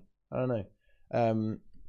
Well, it is because exactly. But with the gamers with all the little hearts, exactly. But I don't know. We need to band together, my friends. We must band together and save Guild Wars 2 from the casuals. Okay, but no, that's not even correct, right? We have to work together, like, and be very inclusive. Like, inclusivity is really important in Guild Wars 2, right? You have to bring in inclusivity. Like, all game modes should be as inclusive as possible. If you want ArenaNet to pay attention to your game mode, make your game mode as inclusive as possible. Okay, and I do my best in raids, but other people might have to step up in the other game modes. How many people have got Carry the Creator already? Not enough, Ben. Not enough. Okay. That's one of the first to get it. Yeah. It's still in channel the Creator. I haven't done the Fractal. Yeah. PvP inclusive? Yeah, PvP should be inclusive. If you want to see more, attention towards PvP, you should make it more inclusive. You should make it so that new players feel welcome, even if they don't really care about winning that much. You're gonna have to suck it up. I know it's annoying, guys, but look, I have to put up with leeches in raids, so you might have to put up with leeches in PvP. Okay. Yeah, and I think PvP in World vs. World maybe not the most friendly game mode to new players. You need to kind of you need to realize that someone is going to play Soul Beast no matter how much you shout at them. Okay, you have to try and make the best of your situation. Like, see how can you make that Soul Beast player the most useful they can be, right? And yeah, it's funny, right? It's funny, okay? Like, and yes, it's not ideal, and yes, Soul Beast is not the best class in World vs. World, but you have to do your best, right? Because there are some people who are just gonna play, who aren't gonna take it seriously, who are just gonna play it for fun and play the class they want to play the fucking build they want to play. You're not gonna escape from this. Like, in raids, there's gonna be some guy who just wants to play his like meme mace, I don't know, like mace sword weird hybrid herald, right? Like, can you make a decent build out of that? I mean, yeah, you can make a decent one, but you can't make a good one. I've been seeing some stuff like the raid community, in my opinion, has actually got pretty bad for this recently. Like, there have been some interesting elements that have kind of infiltrated it, I think. And if you look at the training discords, you see a lot of sentiments where it's kind of like people talking about how can I do this without getting absolutely meme obliterated, right?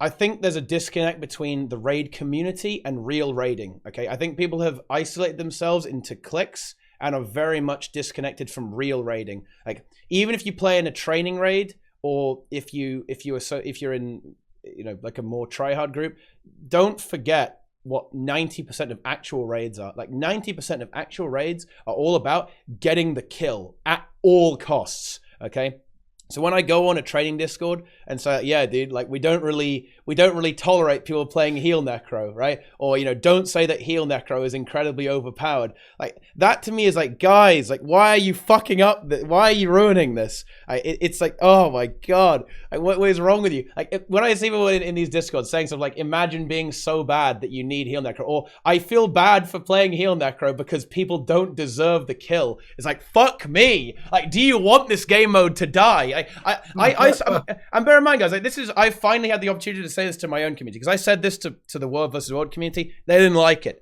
But look, don't kill your own game mode, please. It's just, well, and I mean that to the raid community. Do not kill it. Okay? Do not kill it. And I think that the community is working against itself in a lot of game modes, and raids are no exception to that, my friends. It can't be just one side that compromises. This is something that some people need to understand, okay? If you aren't willing to give a little, okay, and actually compromise yourself, you're probably going to have an extremely bad time, okay? It's just not going to work out so well for you, okay? Yeah, people unironically. Yeah, I've seen people shouldn't be able to get the kill used unironically, okay? I never thought I would see the day, dude.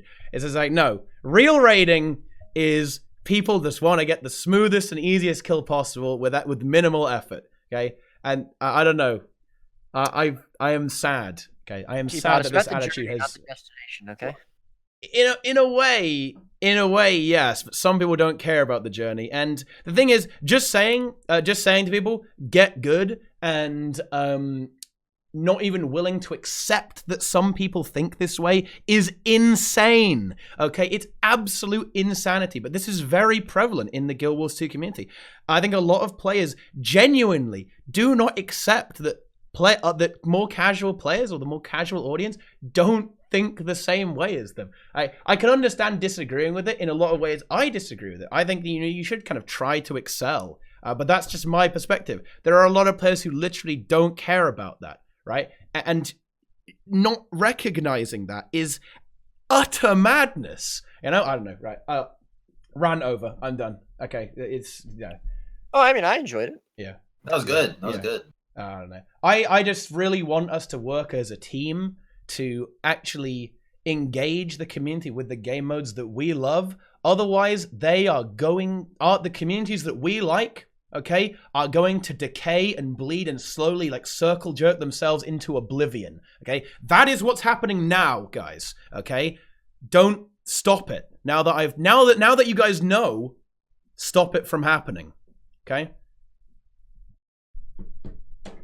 is that a mic drop? I don't know. There you go. That was good. That was good. I got nothing. Yeah. Anyone have any thoughts? Play Living Story. Yeah. Living Story? Stuff. Okay. Yeah. I just don't want the game to die, and I want ArenaNet to see value in the game modes that I like, which happens to be all of them. And I'm looking forward to playing World vs. World again when Alliances come back, assembling my team. And I'll see you in 2 years. I'll do my best to make sure that ArenaNet sees World vs. World as an area of the game that should be developed. I think I do my best when I speak about the game mode to indicate that I think it is very much worthy of development, and I'll do the same for raids. But the key is player engagement, guys. The key is getting as many players through the door as possible by any means necessary, because that shows that the game is alive. Okay, and the biggest example of this one horrified me. I was looking up some stuff because I'm almost making a video about this topic a little bit. Right? It's just if you have one legendary divination, okay, one, you're in the top 10% of players. Okay, I have one. One. If you go on Guild Wars 2 efficiency and you look up players who have legendary divinations, the top 10%. On average, the mean is 0 for legendary divinations. Okay, that ain't good, right? That ain't good. That means over 90% of players haven't done Wing 5 or Wing 6. Okay, that is not good engagement. If you're the statistic man at ArenaNet, that ain't looking so hot. Okay, right? Okay, so it's just assuming there is a statistics man. Yeah. Well, so you're saying that I need to do some NA training raids and bring the casual story-driven community back over to the elitist side. Yeah. I don't know. I mean, pretty much, yeah. You have to convince people. You want to convince people to play that sort of thing, right?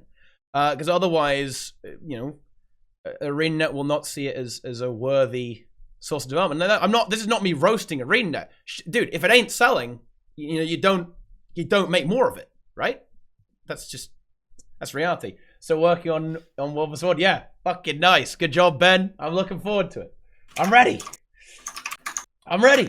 But we just what I want. Here's what I want, though, guys. Okay, I look at developers, very passionate developers like Paul and Ben, and I want to convince ArenaNet to assign more resources to these great developers. Right? I want them to say, you know what, Paul, make me some more raids. Okay, or they go to Ben and say, you know what, Ben. That 2v2 was really great. I want you to develop that system more. Have another developer to help you untangle that UI. Or all right. Or I don't know. Or they go to Raymond, who's doing a lot of the World vs. World stuff. Right? That's correct.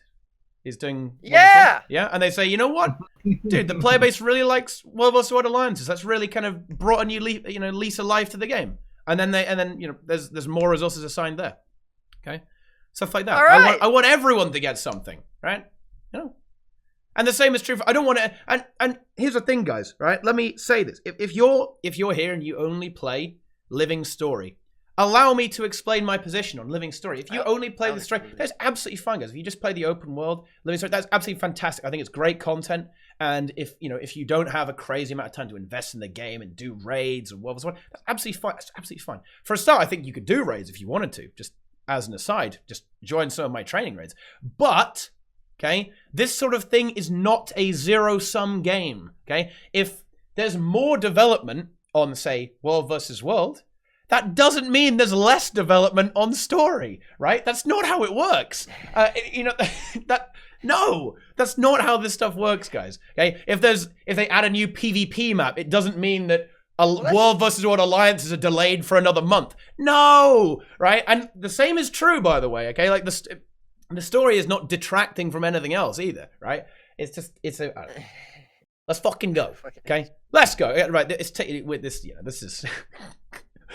The last 20 minutes of this tea time has been me ranting. Last 20 minutes? Yeah, like half an hour has been me ranting. Like an hour. Fucking nice, dude. Okay?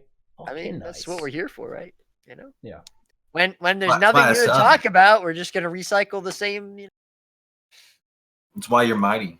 Yeah. There you go. Just get more developers. Exactly. Just more developers. Just buy more developers. Go to the developer store. Get some more developers. Say, hey, we need some developers. Get some developers. Put them in the game. They develop the game. We get a better game. There you go. Just get them all wrapped up. Resources. It's exactly how it works. The devs that could have been working on Fractal are working on fucking Living World shit. I don't think that's true, though. I don't think it's exactly true. I think that if they shuffle some developers around, I don't think it would really take away that much from the story. I think this stuff is not really that. I don't think it would really make any difference, honestly. I mean, how many developers do you need for Living Story? Do you need 500? You know, like, do you need every single developer at ArenaNet working on Living Story? I don't think so. No. I don't know. You know, that's why there's different teams. You know. Exactly, there are different teams, right? That's the point. That's the point of them. Yeah. Exactly. Yeah. That's why they have a dungeon team. Yeah. The fucking dungeon team, dude. The Those fucking dungeon team. Anyway, I'm interested to I'm interested to see what they're actually working on, or if they're actually working on something, right? Or if they're actually working on something under the I think hood, a lot of right? people are interested in seeing if they're working on something. Teapot, yeah. Yeah, I feel like we've had this conversation last week. Yeah. I mean, that was appropriate then. That was the future of the game, right? The future of the game. Yeah, there you go. I don't know. I think that's a good place to end. Good place to end. It's definitely time to stop now, boys. It's getting out of control. Although, for those here on the stream, I'm going to stay for a bit. I'll answer some questions. We'll do a bit of a Q&A. So yeah. We'll have a chat with the stream. We get Angels again. You can tell. Yeah, exactly. We can bring back Angels into the mix. That'll be some good shit. The bathrobe comes off. Yeah, it's time to. Yeah, the gloves are off now, boys. Okay, I see the chat. Let's do push-ups right now. Yeah. Okay. On stream. The chat has been activated. Push-up. Oof. You're in pain. Well, thank you for having me on, Teapot. It was good. Yeah. Oh yeah, it's time. Let's get the shilling going, boys. Okay, it's the end of the tea time. It's the end of the YouTube. You guys are out of here right now, okay? But first of all, it's time to talk about who these fine gentlemen are on the stream with me today. So, returning from last week, it is back to back, baby. The two-time back-to-back. The two-time TeaTime champion. TeaTime host. It's Roy. Tell us a little about yourself, Roy. Oh, yes. Subscribe for free with Twitch Prime. Wait, prepared. That's amazing. Yes, follow me, please. I might stream. That's amazing. Okay, nice, dude. Now that is a message I can get behind. Yeah. Oh, that's amazing. Oh no, it's confused. It doesn't know what SC Nico is. Fuck. Never mind. Okay, it's snowcrows.com though, guys. Okay, get on that. Yeah. Subscribe for free with Twitch Prime, guys. Okay? Do it. Was that your message? Yeah, twitch.tv/MightyTeapot, twitch.tv/NVS3TV, twitch.tv/Van Gerwen. Perfect. All right. And then back once more.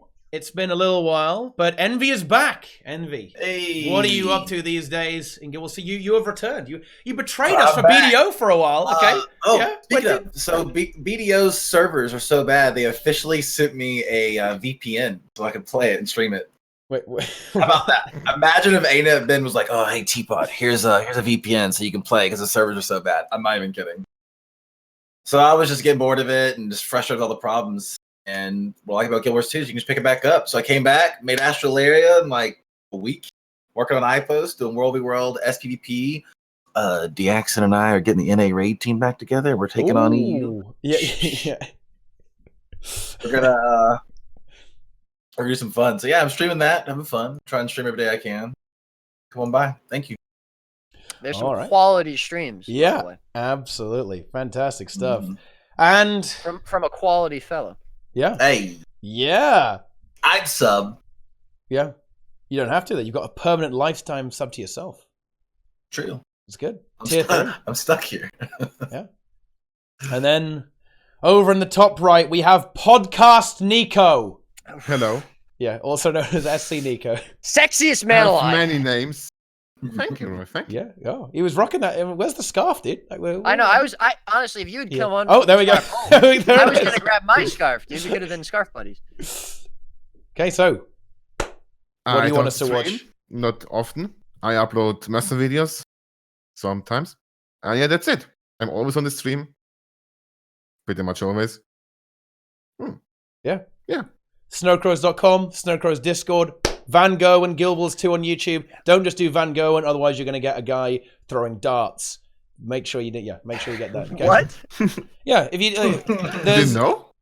Yeah, there's Van Gogh, and is he Dutch? I think like a Dutch darts player or something.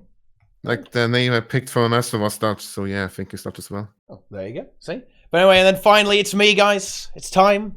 Follow the stream. Subscribe to the stream for more. Like TeaTime is Twitch Prime, guys. Hit that sub button. Let's go. It's free. Okay. Yeah. Could follow, subscribe. Subscribe on YouTube. You can see all the other TeaTimes there and new videos. Okay. I'm trying to actually do videos now. Okay. 2019 is the year I stopped being lazy. Okay. Follow on Twitter. I even tweet sometimes. And of course, guys, links to all of these guys below the stream. Get down there and follow them all. It's in the YouTube description as well. TeaTime's on time all the time. Okay, every single day. But yeah, that's basically it. I stream every day. You can see Guild Wars 2 here. You know, we talk about memes. We do ridiculous things in the game, and yeah, it's good. And you can, you know, it's basically a constant podcast. Okay, we play the game in the background, then we bring in people and talk about unusual things. That's basically how it goes. Yeah, that's it, guys. So, thank you for watching. And we'll see you next time. Goodbye, YouTube. But yeah, I'll be around here for a little bit on the stream, bit of a Q&A. So all those YouTube watchers, guys, you know, you got to watch live to get that the TeaTime after show. Okay, yeah. But that's it, guys. So thanks for watching, and we'll see you next time.